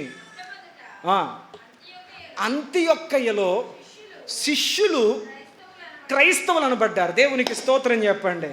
నేను అన్నాను, నువ్వు దేవుణ్ణి నమ్ముకున్నావు, మొదట క్రైస్తవుడు అయ్యావా శిష్యుడు అయ్యావా? చెప్పరేంటమ్మా? మొదట శిష్యుడు అవ్వాలి, మొదట నేర్చుకోవాలి, మొదట లోబడాలి, మొదట వెంబడించాలి, మొదట ఆచరించాలి. అప్పుడు శిష్యుడు అవుతావు. శిష్యుడు తర్వాత నువ్వు క్రైస్తవుడు అవుతావు. దేవునికి స్తోత్రం. వీళ్ళందరూ శిష్యులుగా బ్రతుకుతూ యేసు ప్రభువును వెంబడిస్తూ ఆయన దగ్గర నేర్చుకుంటూ ఒక చక్కని సంఘంగా వారు ఉండడం చూసి అంతియొక్కలో ఉన్న పట్టణస్థులు అన్నారంటే వీరు క్రైస్తవులు రా అని చెప్పి. యేసు ప్రభు మీరు క్రైస్తవులు అనలేదు, యేసు ప్రభు మీరు నాకు శిష్యులు అన్నారు. లోకస్తులు వీరు క్రీస్తును కలిగి బ్రతుకుతున్నారు, క్రీస్తును వెంబడిస్తున్నారు, క్రీస్తును గూర్చి నేర్చుకున్నారు కాబట్టి వీరు క్రైస్తవులు అని పేరు పెట్టింది లోకం. ఇప్పుడు చెప్పండి, క్రైస్తవులని పేరు పెట్టిన వాళ్ళు ఎవరో? లోకస్తులు. నాకు శిష్యులు అని పేరెట్టింది ఎవరో? ఇప్పుడు మనం యేసు దగ్గర క్రైస్తవులుగా ఉండాలా శిష్యులుగా ఉండాలా? చెప్పరేంటమ్మా? శిష్యుడు ఏం చేస్తాడు? నేర్చుకుంటాడు. ముందు నేర్చుకో, నేర్చుకున్న తర్వాత దాన్ని వెంబడించు. దేన్ని వెంబడించు? వాక్యాన్ని వెంబడించు, నేర్పిన దైవజనుని వెంబడించు. నెంబర్ 3, ఆచరించు. ఇవి చేయగలిగితే ప్రభువు కోరుకున్న శిష్యుడిగా ప్రభులోనూ నిలబడుదువుగాక. అలా నిలబడలేక రాలిపోయిన భక్తులు ఎంతమంది ఉన్నారో బైబిల్లో, అలా రాలిపోయిన ప్రవక్తలు ఎంతమంది ఉన్నారో బైబిల్లో. కానీ నిలబడిన భక్తులు ఈనాటికి ప్రభు సన్నిధిలో సాక్షులుగా నిలబడ్డారు. దేవునికి స్తోత్రం, హల్లెలూయా. కాబట్టి అలాంటి ఒక శిష్యురాలుగా ఉంది. ఇప్పుడు మనం ఎలా బ్రతకాలి దేవుని దగ్గర? నేను పదే చెప్తున్నా, ఎలా బ్రతకాలి మనం దేవుడి దగ్గర అంటే మనం ఏం వినాలి? ముందు వెంటనే కదమ్మా వాక్యం నువ్వు నేర్చుకుంటావు. అసలు వాక్యం వినకుండా నువ్వేం నేర్చుకుంటావు? వినుట వలన విశ్వాసం కలుగును. అసలు ముందు వాక్యం విను. వాక్యం వింటే నువ్వు వాక్యం నేర్చుకుంటావు. వాక్యం నేర్చుకుంటే నువ్వు దైవజనుడిని వెంబడిస్తావు. దైవజనుడిని వెంబడిస్తే విన్న వాక్యాన్ని ఆచరిస్తావు. ఆచరిస్తే నువ్వు జీవితంలో ఫలిస్తావు. కొంతమంది అంటారు, నేను ఉద్యోగంలో ఫలిస్తలేదండి, చదువుల్లో ఫలిస్తలేదండి, ఇంకా నా జీవితంలో ఆ ఫలింపు లేదు, ఈ ఫలింపు లేదు, ఈ ఫలింపు లేదు. బైబిల్ ఒక స్పష్టమైన సమాధానం చెప్పేసింది. నీకు ఫలింపు లేదు అంటే నువ్వు సరైన శిష్యుడిగా ఉండడం లేదేమో. అది దిద్దుకునే ప్రయత్నం చేయాలి. దేవునికి స్తోత్రం. అలాంటి ఒక మంచి శిష్యురాలుగా దేవుని వాక్యములో ఈమె శిష్యురాలు అని రాయబడి ఒక మంచి భక్తిని చేసిందంట. ఎవరో? దోర్కా అనే తల్లి. ఇంకా ముందుకెళ్దాం చూడండి. ఆమె శిష్యురాలు అనిపించుకోవడం మాత్రమే కాకుండా ఆమె సత్క్రియలను ధర్మకార్యములను బహుగా చేయుచుండెను. మొదట వచనంలో ఉంటే గంట అయిపోయింది. ఎలాంటి భక్తి చేసిందంట? దైవజనుని దగ్గర నేర్చుకుంది. యేసుప్రభు వారు వాక్యం చెప్తుంటే అనేకులు యేసయ్య పాదాల దగ్గరికి వచ్చి నేర్చుకునేవారంట. మార్తా మరియా లాజరులో యేసయ్య కాలు దగ్గర కూర్చుని నేర్చుకునేవారంట. ఈరోజు యేసయ్య వచ్చి నీకు నేర్పడు కదా, నేర్పడానికి దైవజనుని పెట్టాడు, నేర్పడానికి నీ గురువు కాపరిని పెట్టాడు. నేర్చుకుంటావా? వెంబడిస్తావా? ఆచరిస్తావా? ఒక నిజ శిష్యుడిగా ఫలిస్తావు. లేదా ఫలింపు లేకుండా ఆయనకు వేరే పరిస్థితి ఉంటుంది. తర్వాత చూడండి, ఆమె తన జీవితంలో ఒక శిష్యురాలుగా ఉండడం మాత్రమే కాకుండా తర్వాత చూడండి, ఆమె అనేకమైన సత్క్రియలు చేసిందంట. ఏ క్రియలు చేసిందంట? క్రియ అంటే ఏంటి? పని. సత్ అంటే మంచి పని. అంటే యేసుప్రభు నమ్ముకున్న కానించి ఆమె మంచి మాట్లాడడం మొదలెట్టిందంట, మంచి ఆలోచించడం మొదలెట్టిందంట, మంచి మార్గములో నడిచే వారినే స్నేహితులుగా చేసుకుందంట, మంచి సత్క్రియలు చేసే వారి వెంబడడం మొదలెట్టిందంట. ఈరోజు భక్తి చేయడం గొప్పతనం కాదు, నువ్వెవరిని వెంబడిస్తున్నావు. నేను చచ్చి మానేస్తా, నువ్వు మానే, ఇలాంటి వాళ్ళన ఎవరిని వెంబడిస్తున్నావు? లేదు, దేవుని కొరకు నిలబడదాం, దేవుని కార్యాలు ముందు ఉందాం, దేవుని కొరకు మనం సహాయపడదాం, దేవుని కొరకు మనం గుప్పిలు విప్పుదాం, ఒకలా మనం బ్రతకొద్దు, దేవుని కొరకు నడుద్దాం అని దైవికమైన కార్యాలు చేసే వ్యక్తితో నువ్వు నడిస్తే నువ్వు దైవికమైన సత్క్రియల వైపు వెళతావు. అలా కాకుండా దేవుడొద్దు, ప్రార్థన వద్దు, భక్తి వద్దు, అదొద్దు, ఇదొద్దు, వీలైతే అలా మాట్లాడదాం, ఇలా మాట్లాడదాం, నీలో సత్క్రియ లేకపోతే దేవుని కార్యాలు మన జీవితాల్లో ఈ దోర్కా సత్క్రియ చేసిందంట. దేవునికి స్తోత్రం. మీకు ఒక మాట చెప్తాను వినండి. దేవుడు అనంత జ్ఞాని. ఏదైనా తోటలో పండు తిన్నది ఎవరు? ఏదైనా తోటలో పండు తిన్నది ఎవరు? అవ్వమ్మ. అవునా? తినొద్దన్న పండు చేసి ఆజ్ఞ అతిక్రమించినందుకు, నేర్పిన పాఠాన్ని నేర్చుకోకుండా, వెంబడించకుండా, ఆచరించకుండా ఉన్నందుకు అవ్వమ్మను శపించి దేవుడు ఏదైనా తోట నుంచి బయటికి పొమ్మన్నాడు. కానీ తప్పు చేయకుండా వెనకండి పురుకొల్పింది ఎవరు? పర్లేదు అడుగు, పర్లేదు నిలబడు, పర్లేదు ఎల్లు, ఇంకొకసారి అడుగు, ఇంకొకసారి ఎల్లు, ఇంకొకసారి తిను, పర్లేదు దేవుడేమనలే అని వెనక నుండి గెంటింది ఎవరు? సాతాను. నీ ఇన్వాల్వ్మెంట్ ఏం లేదు కాబట్టి, అవ్వమ్మే పండుకోసింది కాబట్టి అవ్వమ్మని శపిస్తున్నాను, నువ్వేమి వెనక నుండి ఏం చేసినా నాకు సంబంధం అన్నాడైనా. ఆ పొరపాటుకి, ఆ తప్పిదానికి, అలా మాట్లాడడానికి, అలా వ్యతిరేకించడానికి నిన్ను వెనక నుండి గెంటిన వ్యక్తిని సైతం ఆయన శపించాడా లేదా? అయ్య బాబోయ్, ఎవరికన్నా సలహా ఇచ్చేటప్పుడు జాగ్రత్త, ఎవరన్నా ముందుకు గెంటేటప్పుడు జాగ్రత్త, ఎవరికన్నా ఆలోచన చెప్పేటప్పుడు జాగ్రత్త. నేను వెనక్కుంటానులే, నువ్వు వెళ్ళు, నేను వెనక్కుంటానులే, నువ్వు వెళ్ళు, నువ్వు మాట్లాడు అని ఒకవేళ నువ్వు సత్క్రియ వైపు ఆ వ్యక్తిని నడిపించకపోతే క్రియ చేసిన వ్యక్తికి, వెనకున్న వ్యక్తికి సైతం దేవుని దగ్గర చూడండి వాక్యం ఏముందో. ఎఫెసీయులకు రాసిన పత్రిక 2:10 ఒకరు చదవండి. నేను చెప్పిన ప్రతి మాట బైబిల్లో మాట చెప్తున్నాను. ఎఫెసీయులకు రాసిన పత్రిక 2:10 2:10 మరియు వాటి యందు మనము నడుచుకొనవలెనని దేవుడు ముందుగా సిద్ధపరిచిన సత్క్రియలు చేయుటకై మనము, దేవునికి స్తోత్రం చెప్పండి. మీకు అర్థమయ్యే చెప్తాను. ఎందుకు మనం మందిరానికి వచ్చాం?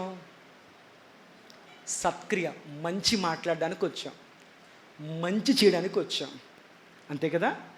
మన కొరకు సిద్ధపరిచినటువంటి సత్క్రియలు చేయుట కొరకై మన మందిరానికి వచ్చాం. అమ్మ, వాక్యం విషయాలు నేర్చుకోవాలి. మనం నేర్చుకోకపోతే నీ భక్తి ప్రభు దగ్గర తేలిపోద్ది పొట్టు కింద. వాక్యం ఖచ్చితంగా సబ్జెక్టు పట్ల మీకు అవగాహన ఉండాలి. బైబిల్ పట్టుకొచ్చేయడం, చర్చికి రావడం భక్తి చేయడం కాదు. వాక్యం లోతు నీకు తెలియాలి. దేవుడు విరిచి పడ్డి పెడుతున్నప్పుడు అది నువ్వు నేర్చుకోవాలి, వాక్యం లోతు. అప్పుడు నువ్వు ఆత్మీయురాలుగా మార్చబడతావు. సత్క్రియలు చేయుటకు ప్రభు మనల్ని నడిపించాడు ఆయన సన్నిధికి కదా. సత్క్రియ అంటే ఏంటి? మంచి, దేవుని కొరకు చేసే ప్రతి పని మంచి పనే. దేవుని పని పాడు చేసే ప్రతిదీ సత్క్రియ కాదు. సరే, వాక్యంలో చూడండి. 1 తిమోతి రాసిన పత్రిక 2:10 1 తిమోతికి రాసిన పత్రిక 2:9-10 మరియు అమ్మ, స్త్రీలను అనుకువయు. స్త్రీలకు ఎలా ఉండాలంటే మందిరంలో ఉండేటప్పుడు నేను రాసిన బైబిల్లో, మరియు ఒక శిష్యురాలుగా, ఒక శిష్యుడుగా ఉండేటువంటి, ఒక దైవభక్తి చేసి ఫలించాలి అనుకునేటువంటి ఒక దైవభక్తి చేసే శిష్యురాలు అణుకువగా ఉండాలి. తర్వాత స్వస్థ బుద్ధి అంటే క్షమించే బుద్ధి కలవారై ఉండి, తగుమాత్రపు వస్త్రముల చేతనైనను, జడలతోనైనను, బంగారముతోనైనను, ముత్యములతోనైనను, మిగుల వెలగల వస్త్రములతోనైనను. కొంతమంది బాగా నచ్చుతారు. నేను అంటాను బాగా నచ్చారు, కానీ వాళ్ళ ఒంటి మీద బట్టల ఖరీదెంత? వాళ్ళ ఒంటి మీద బట్టల ఖరీదెంత? బైబిల్ ఏం చెప్తుంది? మిగుల విలువ గల వాక్యం అంటలేం చేసుకోండి. ఒక దేవుని బిడ్డ ఇతరులకు మాదిరిగా బ్రతకాలంటే నీ వస్త్రం ఎలా ఉండాలి? మిగుల విలువ గల వస్త్రాలను నువ్వు ధరించకూడదు. అక్కడ చూడండి, రాయబడింది చూడండి. వస్త్రములతోనైనను అలంకరించుకొనక దైవభక్తి గలవారమని చెప్పుకొని స్త్రీలకు తగినట్లుగా సత్క్రియల చేత తమ్మును తాము దేవునికి స్తోత్రం చెప్పండి. ఎలా అలంకరించుకోవాలి మనం? చెప్పండి తల్లి. ఏం నేర్చుకుంటాక మందిరానికి వచ్చాం? విలువైన వస్త్రాలతో, విలువైన వేటుతో మ్యాచింగ్లతో కాదు. బైబిల్ అంటుంది, దైవ భక్తి గల స్త్రీకి తగినట్లుగా సత్క్రియల చేత, మంచి మాటల చేత, మంచి ఆలోచనల చేత, మంచి శిష్యరికపు రక్షణాల చేత నిన్ను నీవు అలంకరించుకో. ఇది భక్తి. దేవునికి స్తోత్రం. హల్లెలూయా, హల్లెలూయా. మత్తయి శుభవార్త 5:16 ఒక మాటకి 4 రిఫరెన్స్లు చెప్తున్నాను నేను. అంటే ఆ మాట ఎంత నిజమో చూడండి. మత్తయి శుభవార్త 5:16 మనుష్యులు నీ సత్క్రియలను చూచి పరలోకమందున్న నీ తండ్రిని మహిమపరుచున్నట్లు వారి ఎదుట నీ జీవితంలో, నీ ముఖంలో వెలుగు కనపడాలి. ఇప్పుడు పక్కల ముఖం వైపు చూడండి ఒకసారి. నీ పక్కడికి నీ ముఖంలో ఏం కనపడాలి? పళ్ళ క్లిప్ వేసుకుని నవ్వితే నీ పళ్ళలో ఏదో వెలుగు వచ్చిందే, అది క్లిప్పుల వల్ల వచ్చే వెలుగు కాదు. నీ మనసు ఎంత ప్రశాంతంగా ఉంటే, నీ మనసు ఎంత నిర్మలంగా ఉంటే, నీ మనసు ఎంత తేలిగ్గా ఉంటే, నీ మనసు ఎంత స్వస్థ బుద్ధి గల ఆత్మతో ఉంటే నీ మనస్సు అంత ప్రకాశిస్తుంది. పేరు నవ్వులు, నో మార్క్స్లు, బ్యూటీ పార్లర్తో పని ఎందుకో తెలుసు. బైబిల్ అంటుంది, ఒకసారి నేను చెప్పాను, మనోదుఃఖం వలన ఆత్మలు అలిగిపోవును, హృదయమునకు సంతోషం ఉంటే ముఖమునకు తేట వస్తుంది. దేవుని అంటే మందిరంలో నవ్వుతా గడపాలి. ఎలా గడపాలి అంటే వెకిలి నవ్వులు కాదు, ఎక్కిరింత నవ్వులు కాదు, హృదయములో సంతోషముతో గడపాలి. మందిరంలో యెహోవా మందిర ఆవరణము చూడవలనని నా ప్రాణాత్మ దేహములు ఆనందముతో సంతోషముతో గొంతులు వేస్తున్నాయి. దేవుని సన్నిధిలో ఆనందంగా గడపాలి. ఆ వెలుగు నీలో కనపడనివ్వండి. అది శిష్యుడు నేర్చుకోవాల్సిన పాఠం. దేవుని శక్తి నీ ముఖంలో కనపడాలి, వాక్యపు వెలుగు నీ ముఖంలో కనపడాలి, ప్రార్థన వెలుగు నీ మోకాళ్ళు వంగితే నీ ముఖంలో కనపడుతుంది ఆ వెలుగు. దేవునికి స్తోత్రం. అందరూ అంటారు, ఆ ముఖం చూస్తే చాలురా మనసు తేలిక అనిపిస్తుంది, ఆ తల్లితో 2 నిమిషాలు మాట్లాడితే చాలురా మనసు తేలిక అనిపిస్తుంది. ఎందుకంటే ఏ చెడ్డ మాట, ఏ విరోధమైన మాట, ఏ కలహం మాట మాట్లాడదో దేవుని మాటలు, సత్క్రియలు, సత్య సంబంధమైన మాటలు, దేవుని వాక్యముతో కూడిన మాటలు, అవి నీ ముఖమునకు వెలుగునిచ్చునుగాక. ఇప్పుడు నేను చెప్పిన మాటలు ఏదైనా వాక్యానికి విరుద్ధంగా ఉందా? ఇవన్నీ ఈ దోర్కా జీవితంలో ఉన్నాయి. సత్క్రియలు చేసిందంట. 3 రిఫరెన్స్లు చాలు. సత్క్రియలు ఎలా చేసిందో. ఏం చేసిందంట? ఇలా భక్తి చేసిందంట. సత్క్రియలు చేసి ఆపేసిందా? ధర్మకార్యాలు బహుగా చేసిందంట. ఏ కార్యాలంట? ధర్మం అంటే ఏంటి? ఎవరికైనా మీరు డబ్బులు ఇస్తారు, దాన్ని ఏమంటారు?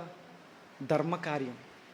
నువ్వు దేవుని పని కొరకు ఏదైనా ఒకసారి గుప్పులు ఇప్పవనుకో, అది ఏ కార్యమై అవ్వాలి? మనమేంటి, నేను దేవుడికి బోలంత ఇచ్చాను, వాళ్ళకు బోధంత ఇచ్చాను, వాళ్ళకి అన్నం పెట్టాను, వీళ్ళకి అన్నం పెట్టాను, వాళ్ళకి బట్టలు ఇచ్చాను, వీళ్ళకి గిన్నెలు ఇచ్చాను, వాళ్ళకి డబ్బులు ఇచ్చాను. నువ్వు చేసింది మంచి పనినప్పుడు నువ్వు ఎందుకు చెప్పుకోవాలి? ఇక్కడ బైబిల్ ఏం చెప్తుందంటే ఆమె అనేక ధర్మకార్యాలు చేసిందంట.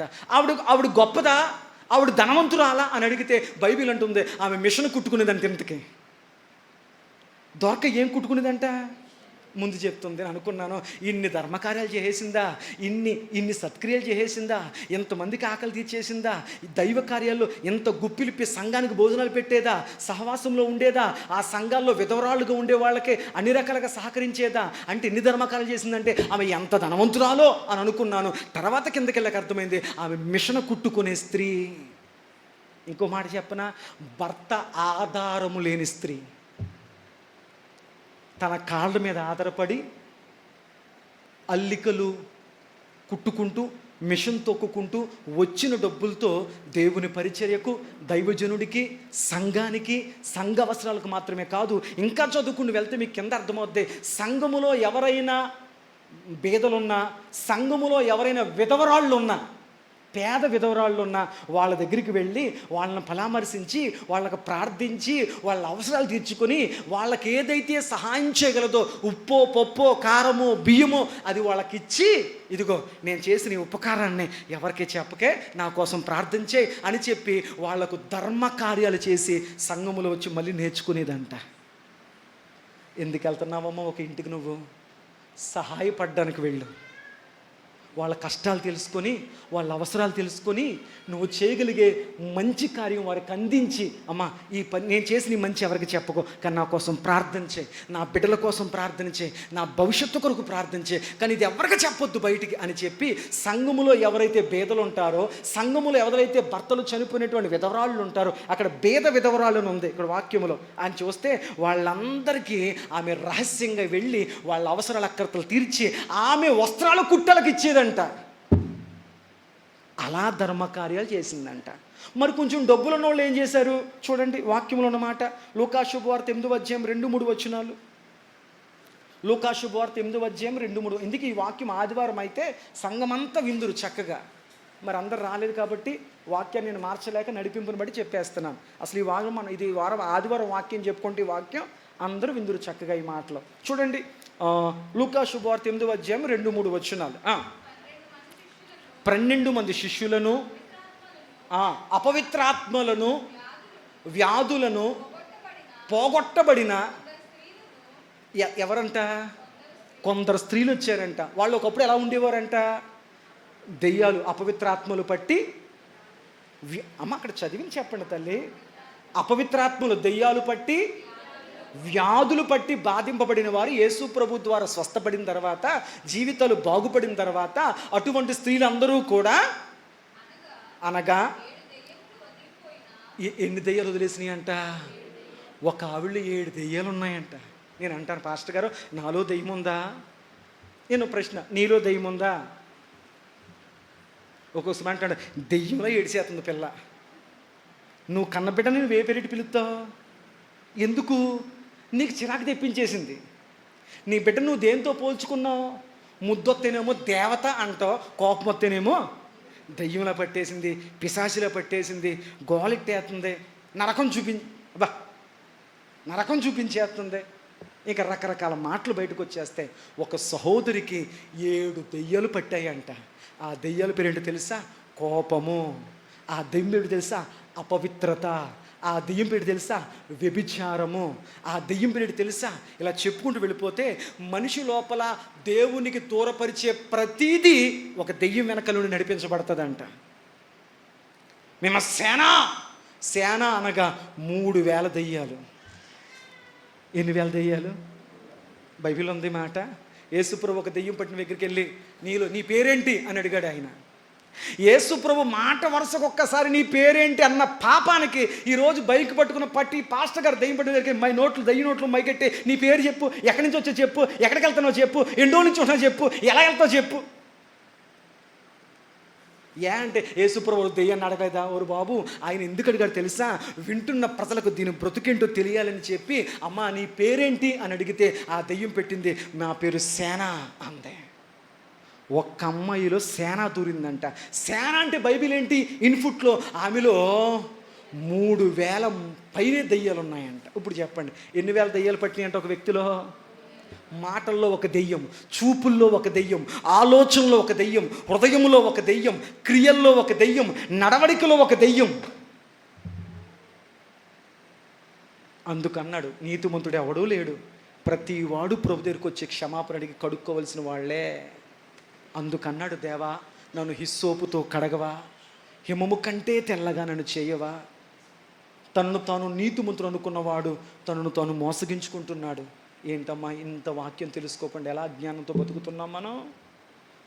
బైబిల్ పట్టుకుని రావడం భక్తి కాదు, ఇది వాక్యం చెప్తుంది. అది ఆ తబితాలో దోర్కాలో ఉందంట. ఆమె ధర్మకార్యాలు సరే చూడండి. 7 దెయ్యాలు పట్టిన స్త్రీ వదిలిపోయిన మగ్దలేన అనబడిన మరియయు, హేరోదు యొక్క గృహ నిర్వాహకుడగు కూజా భార్యయగు యోహన్నాయు, సుసన్నాయు. అసలు ఈ పేర్లు ఉన్నట్టు మీకు బైబిల్లో తెలుసా? సుసన్న అని పేరుందా మీకు తెలుసా? యోహన్నా అని పేరుందా మీకు తెలుసా? వాలంటీర్ అసలు బైబిల్లో సగం పేర్లే మాకు తెలియదు. యేసుప్రభు పేరు తప్ప ఏం తెలియదు. అందుకే వాక్యం వినాలి, అందుకే బైబిల్ చదువుకోవాలి. సుసన్నాయు ఆయనతో కూడా ఎవరితో కూడా ఉండిరి? దైవజనుడితో ఉండిరి. ఎవరితో ఉండాలి? దైవజనుడు వదిలిపోలేదు, దైవజనుడు, అయ్యా ఇక్కడికి వచ్చాక నా దెయ్యాలు వదిలాయి, ఇక్కడికి వచ్చాక నా వ్యాధులు వదిలాయి, ఇక్కడికి వచ్చాక నా బ్రతుకులు మారాయి, ఇక్కడికి వచ్చాక మా జీవితాలు బాగున్నాయి, ఇక్కడికి వచ్చాక మా పరిస్థితులు బాగుపడ్డాయి అని చెప్పి వారందరూ కూడా దైవజనుడితో కూడా ఉండి ఏం చేశారు వాళ్ళు? వీరును ఇతరులు అనేకులను తమకు కలిగిన ఆస్తితో వారికి ఉపచారం అంటే భోజనాలు పెడుతూ, సన్నిధి భోజనాలు పెడుతూ, ఇతరులకు సహాయపడుతూ, దైవ కార్యాలు చేస్తూ వారి మందిరములో పరిచర్య. ఇది భక్తి అంటే, ఇది శిష్యరికం అంటే. ఈ మంచి లక్షణాలన్నీ ఉన్నాయంటే ఎవరిలో?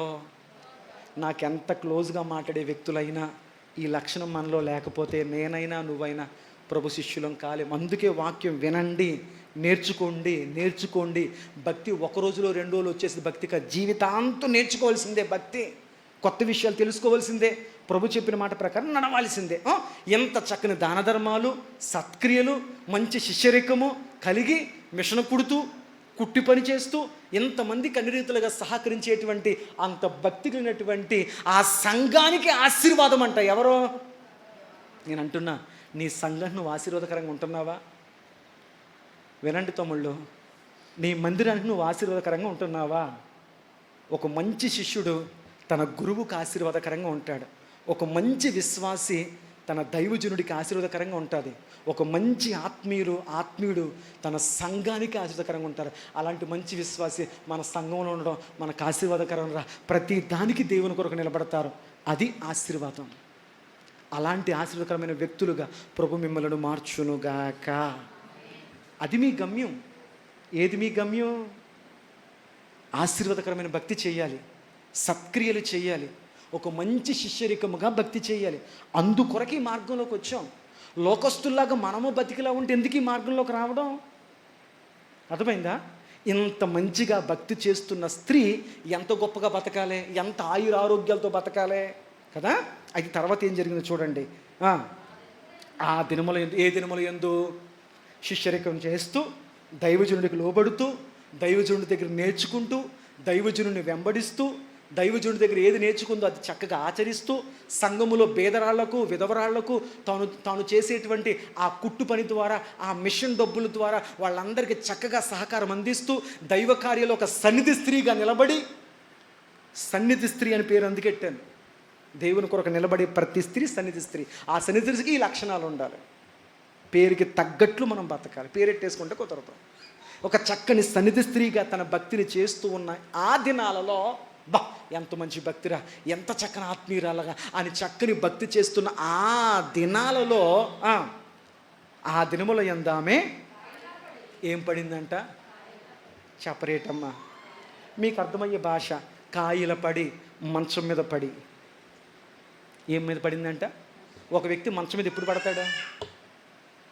అనారోగ్యం వచ్చి, అస్వస్థత వచ్చి, రోగం వచ్చి, తెగులొచ్చి, కాయ రాలి పడినట్లుగా అప్పుడు దాకా ఆరోగ్యంగా ఉన్న వ్యక్తి ఉన్నట్టుండి దేని మీద పడిందంట? ఇప్పుడు ఈ వాక్యం విన్నాక నీకేమనిపించింది? ఇదేంటి పాస్టర్ గారు, ఎంత గొప్ప భక్తి చేసిందంట, ఇంత చక్కని దానధర్మాలు చేసిందంట, ఇంత చక్కని సత్క్రియలు చేసిందంట, ఇంత చక్కని ఆత్మీయురాలుగా బతికిందంట. అలాంటి వ్యక్తిని దేవుడు ఎంత చక్కని ఆరోగ్యాలతో దీవించాలి. కానీ అలాంటి ఆమెకి ఏమొచ్చిందంట? మాట్లాడరేంటండి? మరి మనమేంటి? మందిరానికి వచ్చిన తర్వాత చిన్న నొప్పి వచ్చినా, చిన్న బాధ వచ్చినా, చిన్న అనారోగ్యం వచ్చినా, చిన్న రొంపు వచ్చినా, చిన్న దగ్గు వచ్చినా, చిన్న నొప్పి తగ్గకపోయినా, ఎంత చచ్చికొస్తున్నా నాకు తగ్గలేదు, నాకు మందిరానికి వచ్చి ఏం జరగలేదు, అసలు దేవుడే లేడంటున్నాం. ఇంత చక్కని భక్తి చేస్తున్నప్పటికీ రోగం వచ్చి మంచం మీద పడి, కొద్ది కాలం మంచం మీదే రోగం అనుభవించి చనిపోయిందంట. నాకు అనిపించిందమ్మా, మరి నువ్వు చేసిన భక్తి ఏమైంది? నువ్వు చేసిన శిష్యరికం ఏమైంది? నువ్వు చేసినటువంటి దాన ధర్మ సత్క్రియలు ఏమయ్యాయి? మంచం పెట్టి చనిపోయింది. వెంటనే ఏం జరిగిందో తెలుసా?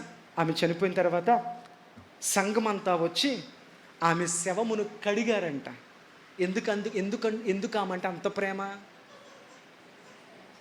బతుకుండగా ఆమె చేసిన భక్తి, నలుగురితో కలిసినటువంటి ఆ ఆత్మీయ స్థితి చూసి ఆమె మరణాన్ని భరించలేక సంఘమంతా కన్నీళ్లు కార్చి ఏడుస్తూ ఆమె శవాన్ని కడిగి ఆ శవాన్ని ఎక్కడ తీసుకెళ్లారంట?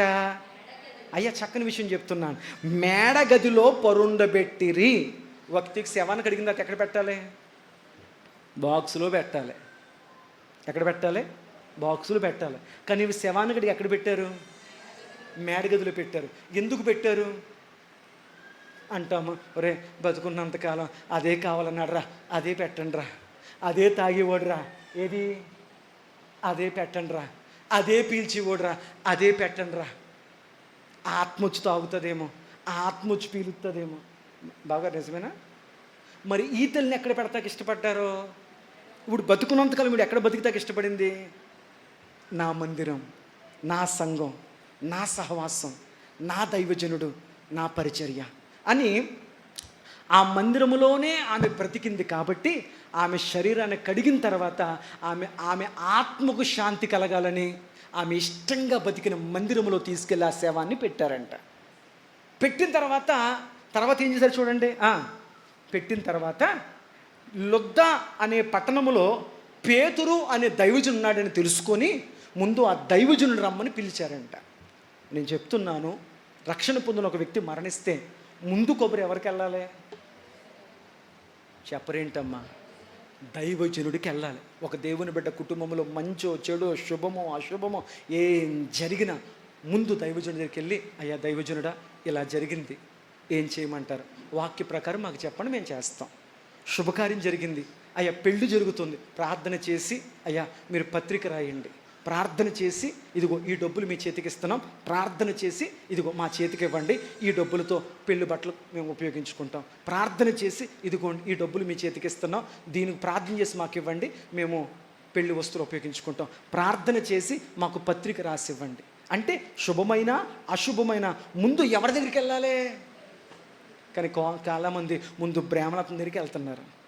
మంచి నీళ్ళు చచ్చిపోయాడా, మంచి గడిలు ఉన్నాయా, శుభగడియలు ఉన్నాయా అని అక్కడ పెట్టుకొచ్చి ఈ టయానికి ప్రార్థన చేయండి, ఈ రోజే చేయండి, ఈ రాత్రే చేయండి. బైబిల్ అంటుంది దేవుడు నిర్ణయించిన ప్రతి రోజు మంచిదే. ఎవడు చెప్పాడు పలానా రోజే మంచిదని? ఇర్మియా గ్రంథంలో ఏముంది? అన్యుల ఆచారములు చేయకుడి, జనములు చేయి రీతిలో మీరు చేయకుడి, ఆకాశముందు కనపడు చిహ్నములకు మీరు భయపడకుడి, ఇది మంచి రోజు, ఇది చెడ్డ రోజు, ఆ రోజు మంచిది, ఈ రోజు మంచిది. ఎవడ చెప్పాడు నీకు వాక్యం సరిగ్గా తెలియదు. మీకు అర్థమైందా? ఆదికాండం నువ్వు చదివితే ఆయన మొదటి రోజు చేసి ఇది మంచిది అన్నాడు. అమ్మ అన్నాడా? రెండవ రోజు చేసి ఇది మంచిది, మూడో రోజు చేసి ఇది మంచిది, నాలుగో రోజు చేసి ఇది మంచిది, ఐదో రోజు చేసి ఇది మంచిది, ఆరవ రోజున మనిషిని చేసి మంచిది అని మాత్రం అనలే. మనిషిని ఏ రోజు చేశాడు? బైబిల్ని చదివితే అర్థమవుద్ది. సూర్య చంద్రులను చేసి మంచిది అన్నాడు, వెలుగు చీకట్లను చేసి మంచిది అన్నాడు, సమస్త జీవరాశులను చేసి మంచిది మంచిది మంచిది మంచిది అన్నాడు. కానీ ఒక్కరోజు మాత్రం మంచిది అనలేదు. ఆ రోజు ఏ రోజు తెలుసా? మనిషిని చేసిన రోజున మాత్రం మంచిది కాదు అన్నాడు. నరుడు ఒంటరిగా ఉండడం మంచిది. అది దేవుడు మనిషి విషయంలో మంచిది కాదని చెప్పాడు. కానీ ప్రతిరోజు మంచిదంటే మనం పెట్టేసాం. పాస్టర్ గారి మంగళవారమా ఎలకండి, శుక్రవారమా ఎలకండి, ఆదివారమా ఎలకండి. నాకు నేర్పుతున్నారు భక్తులు. నేను అంటాను, నువ్వు ఆగిపోదు కానీ నీ వెనకాల నేను ఆగిపోతాను. నువ్వు పరలోకం వెళ్ళవో, నీ మాట విన్నందుకు అందుకు ముక్కుసూటికి వెళ్తున్నా. నాతో 10 మందినన్నా తీసుకెళ్ళిపోదామని. దేవునికి స్తోత్ర. మీరు వెళ్తారా? నేను వెళ్తాను, నాకు ఆ గ్యారంటీ ఉంది. 22 సంవత్సరాలు నేను అలాగే ఉన్నాను. మీరు నమ్మితే నమ్మదు మీ ఇష్టం. దేవునికి స్తోత్ర. హల్లెలూయా. మీ దగ్గర పెట్టి డబ్బులు అడిగానా? డబ్బులు ప్రసంగాలు చేశానా?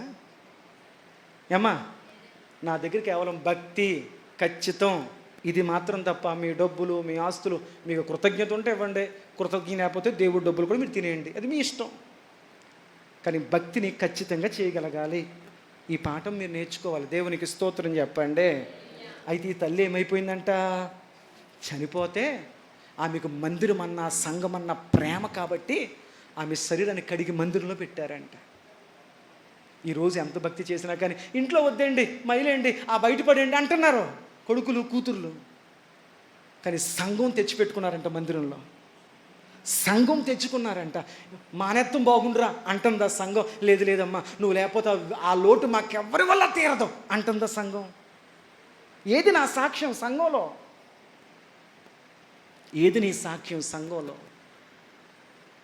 ఒక్క వారం నువ్వు మందిరానికి రాకపోతే సంఘం అంతా అడగాలి, ఏది పలానా తల్లి, ఏది పలానా సహోదరి, ఏది ఏమైపోయారు, ఎందుకు రావట్లేదు అని చెప్పి నువ్వు వారి మీద చూపించే ప్రేమకు, నువ్వు పెట్టే వందనాలకు, నువ్వు చూపించే ఆప్యాయతకు నేను వెతుక్కుంటూ నిన్ను అడగాలి, అమ్మ ఎందుకు రాలేకపోయావు అని అడగాలి. ఆ సాక్ష్యం నీకు నువ్వు సంపాదించుకోవాలి సంఘంలో. అది ఎలా వస్తుంది సంఘంలో?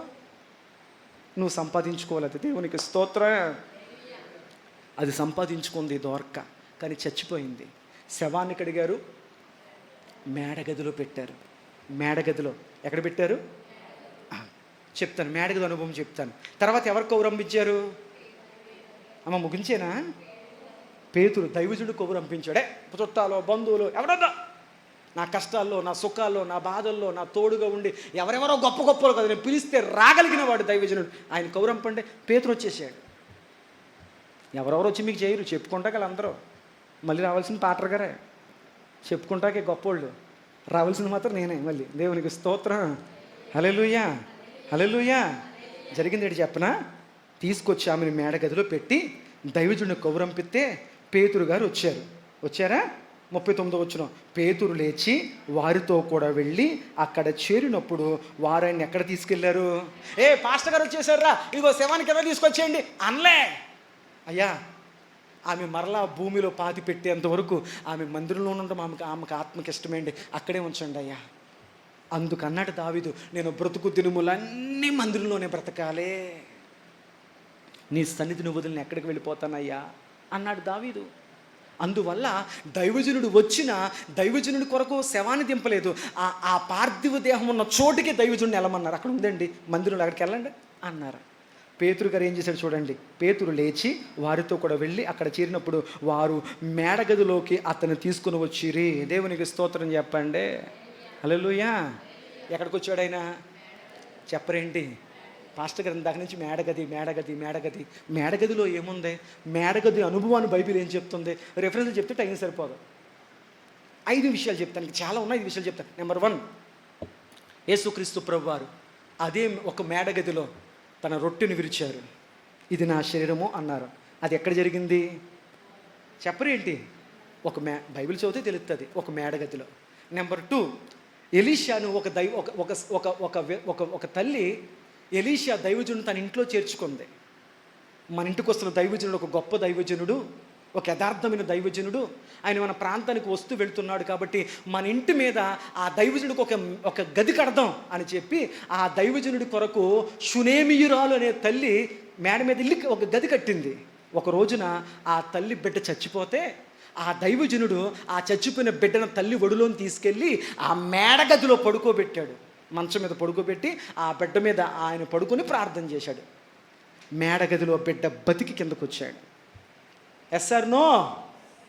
మేడగదిలో యేసుప్రభు వారు రొట్టె విరిచారు. మేడగదిలో ఎలీషా ఒక బిడ్డను బతికించి కిందకి తీసుకొచ్చారు. అదే మేడగదిలో 120 మంది పెంతుకొస్తు పండగ దినాన ప్రార్థన చేస్తున్నప్పుడు మేడగదిలో ఉన్న 120 మంది మీదకి పరిశుద్ధాత్మ దిగి వచ్చాడు. పౌలు గారు 3వ అంతస్తులో మేడగదిలో వాక్యం చెప్తుంటే నిద్రలో ఊగి ఊగి కింద పడ్డాడు. అందుకే వాక్యం వినేటప్పుడు నిద్రపోద్దని చెప్పేది. ఆ ఐతుక్కని వాడు పైనుంచి కింద పడ్డాడు. నిద్రలో వాక్యం వినేటప్పుడు నిద్రపోతే ఆత్మీయతలో ఊగి కింద పడతాం. ఆత్మీయతలో ఊగి కింద పడతాం. అప్పుడు అన్నీ జారిపోతాయి, మాటలు, పద్ధతులు, విధానాలు అన్నీ జారిపోతాయి. అందుకే లేకండమ్మా లేకండమ్మా లేకండి, ఎందుకంటే నువ్వు జారితే ఆత్మీయంగా చచ్చిపోయే ప్రమాదం ఉంది.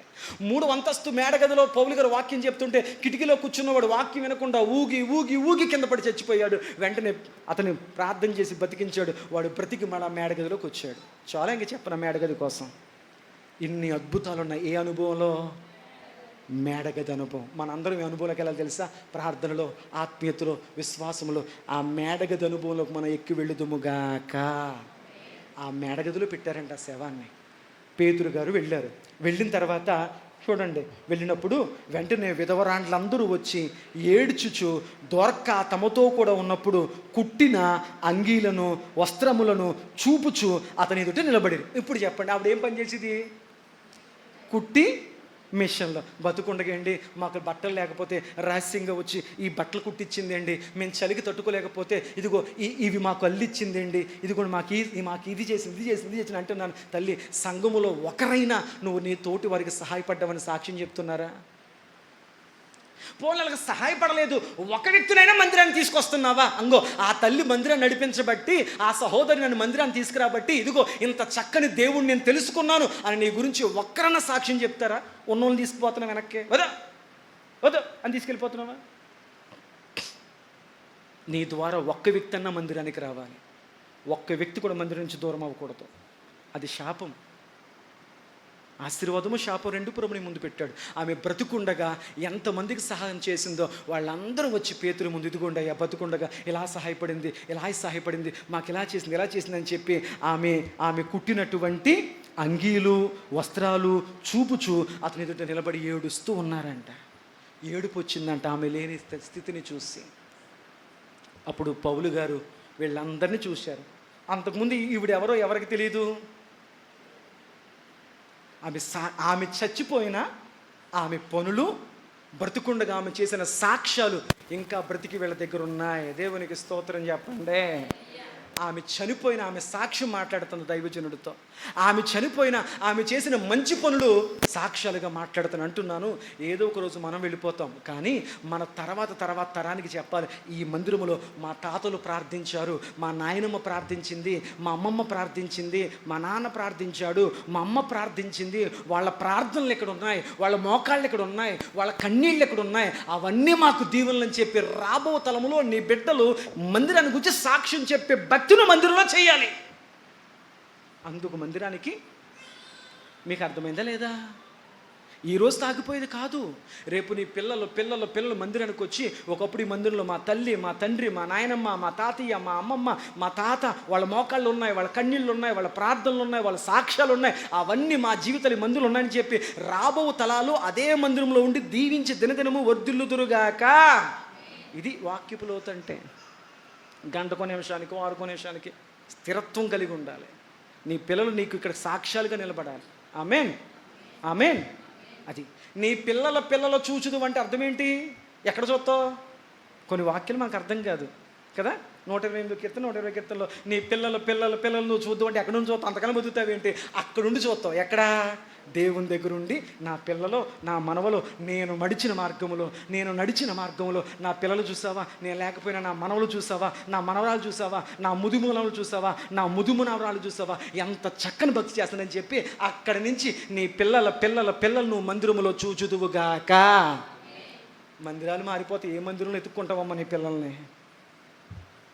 దేవుడు నీకు ఇచ్చిన దొడ్డులో కట్టుబడి ఉండు. దేవునికి స్తోత్రం. చివరి మాట చెప్తున్నాను.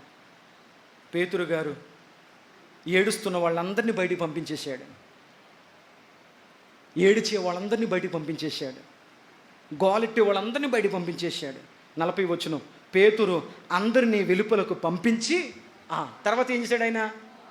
సరేనమ్మా, ఏదోలా బతికేసిందిలే, మంచితో చెడ్డతో ఎంతకాలం బతుకుతాంలే, ఇక పని అయిపోయింది, ఏం చేస్తాం, సరే రండి మొదలెట్టండి, తర్వాత ఏం చేద్దాం అనలే. ఆయన కనిపించింది. ఇలాంటి ఒక చక్కని భక్తి గల స్త్రీ చనిపోవడం కంటే బ్రతుకుంటే బాగుంటుంది కదా అనిపించింది. అంటే ఎవరికే? ఎప్పుడు పేతురుకు అనిపించలేదు. ఇంత గొప్ప సాక్ష్యం ఉందే, సంఘములో, సహవాసములో, దైవజనుని ఎదుట, సంఘం ఎదుట ఇంత చక్కని సాక్ష్యాన్ని సంపాదించుకుందే. ఇలాంటి ఒక సహోదరి చనిపోవడం కంటే బతుకుంటే ఇంకా సంఘానికి, ఇంకా దేవునికి, ఇంకా అనేక మందికి ఉపయోగపడే ఒక మంచి పాత్రగా ఉంటుంది, దేవుని కొరకు ఉపయోగపడుతుంది, అనేకుల్ని బలపరుచుకుంటుంది, అనేకుల్ని మందిరాన్ని నడిపించుకుంటుంది, అనేకులకు ఒక మాదిరికరంగా బ్రతుకుతుంది. ఇలాంటి సహోదరి చనిపోవడం కంటే బతుకుంటే బాగుండు కదా అని ఒక దైవజనుడు కనిపించి ఏడుస్తున్న వాళ్ళందరినీ బయటికి, అయ్యా వింటున్నారా? ఏడుస్తున్న వాళ్ళందరినీ బయటికి వెళ్ళిపోమని చెప్పి ఆయన మోకాళ్ళుని మన గొంతు కారిపోతాను. ఎందుకు వాక్యం తెలుసా? నేను రాత్రి గుండె మీద చేసుకుని ప్రశాంతంగా పడుకుంటా. దేవా, నా పని నేను చేసేసాను, మరి రాత్రి నువ్వు ప్రశాంతంగా పడుకోవాలి, నువ్వు వాక్యం వినాలి, నువ్వు మోకాళ్ళు వంచాలి. బుర్రకథ విని కాలక్షేపంగా వెళ్ళిపోవడం కోసం కాదు కదా. ఆమేన్. జరిగింది చూడండి. మోకాళ్ళుని ఏం చేశాడు? శవం దగ్గర మోకాళ్ళు వేసాడు. మనం కొన్ని సందర్భాల్లో ఊరికినే నీళ్ళు వదిలేస్తాం, ఇంకా అవ్వదేండి, ఇక జరగదేండి, ఏం వదిలేసావు? నమ్మకాన్ని వదిలేసావు, ఆశను వదిలేసావు. దాని అర్థం ఏంటంటే నువ్వు వదిలేసింది నీ నమ్మకం కాదు, దేవుడి మీద నమ్మకం వదిలేసావు. ఇంకా దేవుడు కూడా చేయలేడండి, ఇక దేవుడి వల్ల కూడా అవ్వదండి. తోగుంలో మన సహోదరులు రాజు గారు, సిస్టర్ గారు, దీపిక గారు, వాళ్ళు 10 చిల్లరే బహుశా మ్యారేజే, పిల్లలు లేరు. ఈ రోజుకి నమ్మకం ఏంటో తెలుసా? దేవుడు చేస్తాడో, దేవుడు చేస్తాడో, దేవుడు చేస్తాడో, దేవుడు చేస్తాడో. ఎవరేమన్నా కానీ దేవుడు. వాళ్ళు ఎంత ప్రేమ సంఘంలో సంపాదించుకున్నారంటే, నేను బలిపీఠం మీద చెప్తున్నాను దైవజనుడిగా, ఈ ప్రతి శుక్రవారం ఆ సహోదరి కోసం మ్యాక్సిమం సంఘంలో 6 చెప్తారు సాక్ష్యం, 6 చెప్తారు విజ్ఞాపన. ఏమని నాతో కూడా ప్రతి శుక్రవారం నాని పోతున్నాను, నాని అడగండి ఇది నిజమా అని అడగండి, చెప్తాడు. మెలుగుగా ఉంటే చెప్తాడు, నిద్రపో నాకు తెలియదు. ప్రతి ఒక్కరు వాళ్ళ విజ్ఞాపనలు ఉన్న, ఇదిగో సహోదరి గర్భాలం కావాలండి, సహోదరి గర్భాలం కావాలండి, సహోదరి గర్భాలం కావాలి. ఎందుకు? ఆమె సంపాదించుకున్న సాక్ష్యం. ఆ భర్త దేవుని కొరకు నిలబడుతున్న పరిస్థితి, దేవుని కొరక, పరిచర్య కొరక, దేవుని కార్యాల కొరక నేను ఉంటానండి అయ్యగారు అని నిలబడ్డం. అయ్యగారు నన్ను అయ్యగారు అని పిలవద్దు, కనీసం దైవజుడన్నా పిలవండి, మరి అరి అనకుండా. అర్థమైందా? తత్ఫలితంగా జరిగింది ఏంటంటే, మోకాళ్ళుని ప్రార్థన చేసి శవం వైపు తేరు చూసి ఏమని పిలిచాడు? అక్కడ చదవండి తల్లి. తబిత లెమ్మనగా కన్నులు తెరిచి పేతురును చూచి లేచి కూర్చుండెను. దేవునికి స్తోత్రం. ఇది అద్భుతం. ఏది అద్భుతం చెప్పండి తల్లి, మీకు ఏమనిపించదా? ఎవరు బతికితే మాకేటండి, అయ్యి బాబా అంత స్వార్థంగా ఉండొద్దు. నీ ముఖంలో ఒక ఆనందం వచ్చేయాలి. ఇటు చచ్చిపోయిన శవం బతికిందా? తబిత లెగో అనగానే లెగిసిందా? లెగిసి కూర్చుందా? ఎలాగొచ్చేసిందండి ఆ శక్తి, ఎలాగొచ్చేసిందండి ఆ జీవం, ఎలాగొచ్చేసిందంటే ఆమె బతుకుండగా చేసిన పనులు. ఆమె బతుకుండగా చేసిన పనులు జరిగింది ఏంటంటే, ఆమె కన్నులు తెరిచి పేతురుని చూచి లేచి దైవజనుడు ముందు కూర్చుండెను. దైవజనుడు ప్రార్థిస్తే బతికింది. అవునా లేదా? సంఘం ప్రార్థించవచ్చు, సంఘంలో గొప్ప గొప్ప ప్రార్థనా పరులు ప్రార్థించవచ్చు, కానీ చివరి ఫలితం మాత్రం దైవజనుడి చేతిలోనే పెట్టాడు దేవుడు. ఆమెను చెప్పండి. ఎందుకు? ఆయన విరవాలి,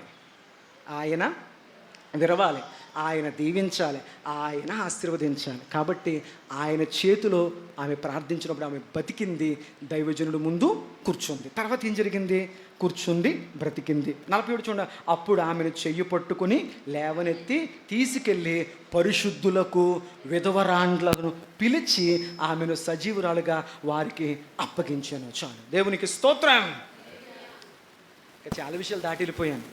చాలా విషయాలకు నేను రిఫరెన్స్లు చెప్పలేదు మీకు. సుదీర్ఘమైన వర్తమానం. మేడగది కోసం మీకు రిఫరెన్స్లు చెప్తూ మొదలెడితే, మీ బాబు మేడగది ఎంత అద్భుతమైన వాక్యం ఉందా, ఆమె ఎలా బ్రతికింది, తబితని మాటలు ఉన్నాక లోతైన విషయాలు చెప్తే ఇంక బోల్డ్ అంత టైం కావాలి. కానీ కొద్దిసేపు అన్న మీతో ప్రార్థించే ఉద్దేశంతో నేను ఇక్కడితో సబ్జెక్ట్ని చెప్పండి తల్లి. అర్థమైందా లేదా? బతికకి ఎవరికప్ప చెప్పాడు? ఒరే బాబు వీళ్ళు తాలూకులు ఎవరు రండి అన్నాడా?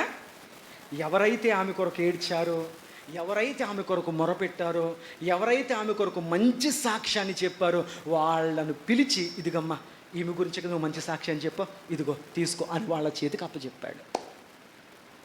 అది కావాలి మనం భక్తి చేసేటప్పుడు సంపాదించుకోవాల్సింది. అది అంతకు మించి నువ్వు దేని కొరకు పోరాడిన సంఘ చరిత్రలో, మందిర చరిత్రలో జ్ఞాపకాలుగా ఉండిపోతాం. నిలిచి మాత్రం ఉండే అవకాశం అయితే ప్రభు చెప్పాడు, నా యందును నా మాటల యందును నిలిచి ఉన్న ఎడల అప్పుడు అడుగు, నీకేం కావాలో నేను ఇస్తాను. దేవునికి స్తోత్రం.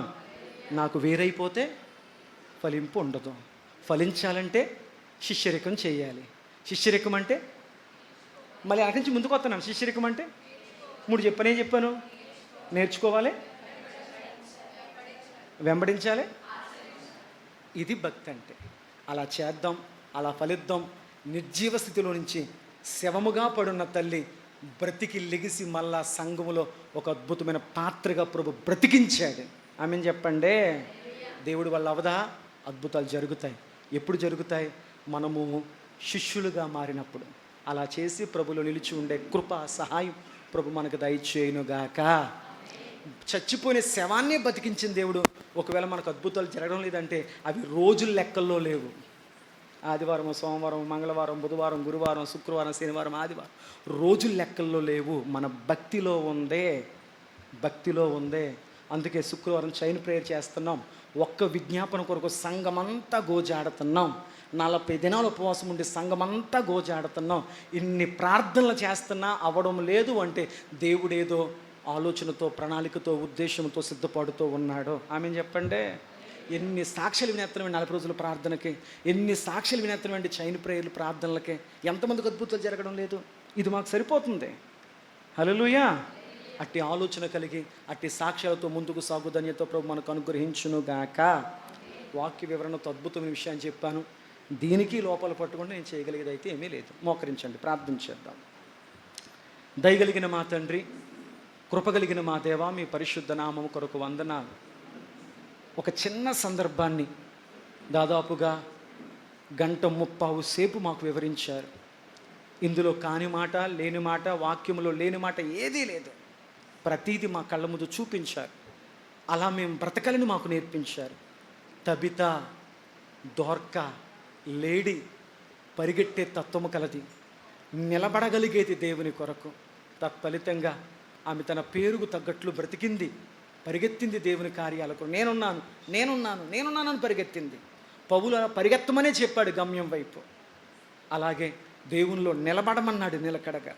అంత మాత్రమే కాకుండా ఆ తల్లి ఒక శిష్యురాలిగా బతికింది. శిష్యురాలిగా బ్రతకడానికి తనను తాను సమర్పించుకుందే, లోబడిపోయింది, తన్ను తాను అప్పగించుకుందే. ఎందుకంటే శిష్యుడు తన బోధకుడు కంటే అధికుడు కాదు. నేను అధికుణ్ణి అనుకున్నాడంటే వాడు శిష్యుడు కానేరడు. ఇది వాక్యం మాకు నేర్పిన పాఠం. మేము మీ పాద సన్నిధిలో ఎల్లప్పుడూ నేర్చుకుని వారిగా, అది వెంబడించు వారిగా, అది ఆచరించు వారిగా మాకు చేయండి. వాక్యం వెంటనే సత్యం తెలుస్తుంది. అప్పుడు మేము నేర్చుకుని ముందుకు వెళ్ళగలుగుతాం. ఈరోజు ఒక చక్కని పాఠాన్ని మాకు నేర్పారు. నిజంగా ఈ మాటలు వినలేకపోవడం, కోల్పోవడం చాలామంది జీవితాలు ఇది బాధాకరం. ఈ బిడ్డలందరూ చక్కని విలువైన వాక్యాలు కోల్పోకుండా ఇలాంటి ఆన్లైన్ ప్రార్థనలు కూడా వారు పాలు పంపులు పొందే కృపా సహాయం దయచేయండి. నిర్జీవ స్థితి నుంచి జీవములోకి నడిపించారు. అట్టి సాక్ష్యాలు మేము కలిగి జీవించినట్లు మా జీవితాలు ఏవైతే మృతస్థుల స్థితిలోకి వెళ్ళిపోయి చేజారిపోయాయో అవి కూడా ఒక మంచి భక్తిని చేస్తూ సాక్ష్యాన్ని కాపాడుకుంటూ మీలో ఫలించగలిగే ఒకరి కొరకు మేము భక్తి చేయట్లేదు. మా గమ్యం, మా గురి, మా లక్ష్యం ఆ గమ్యం వైపు చూస్తూ అడుగులు వేసే కృప మాకు దయచేయండి. సర్వశక్తి కలిగిన యేసయ్య నామములో వేడుకొని ప్రార్థిస్తూ ఉన్నాను మా ప్రియ పరలోకమందున్న మా తండ్రి. అపోస్తుల కార్యములు 9వ అధ్యాయం 36వ వచనము నుంచి 42వ వచనం వరకు నేను ధ్యానిస్తూ చదువుతున్నాను.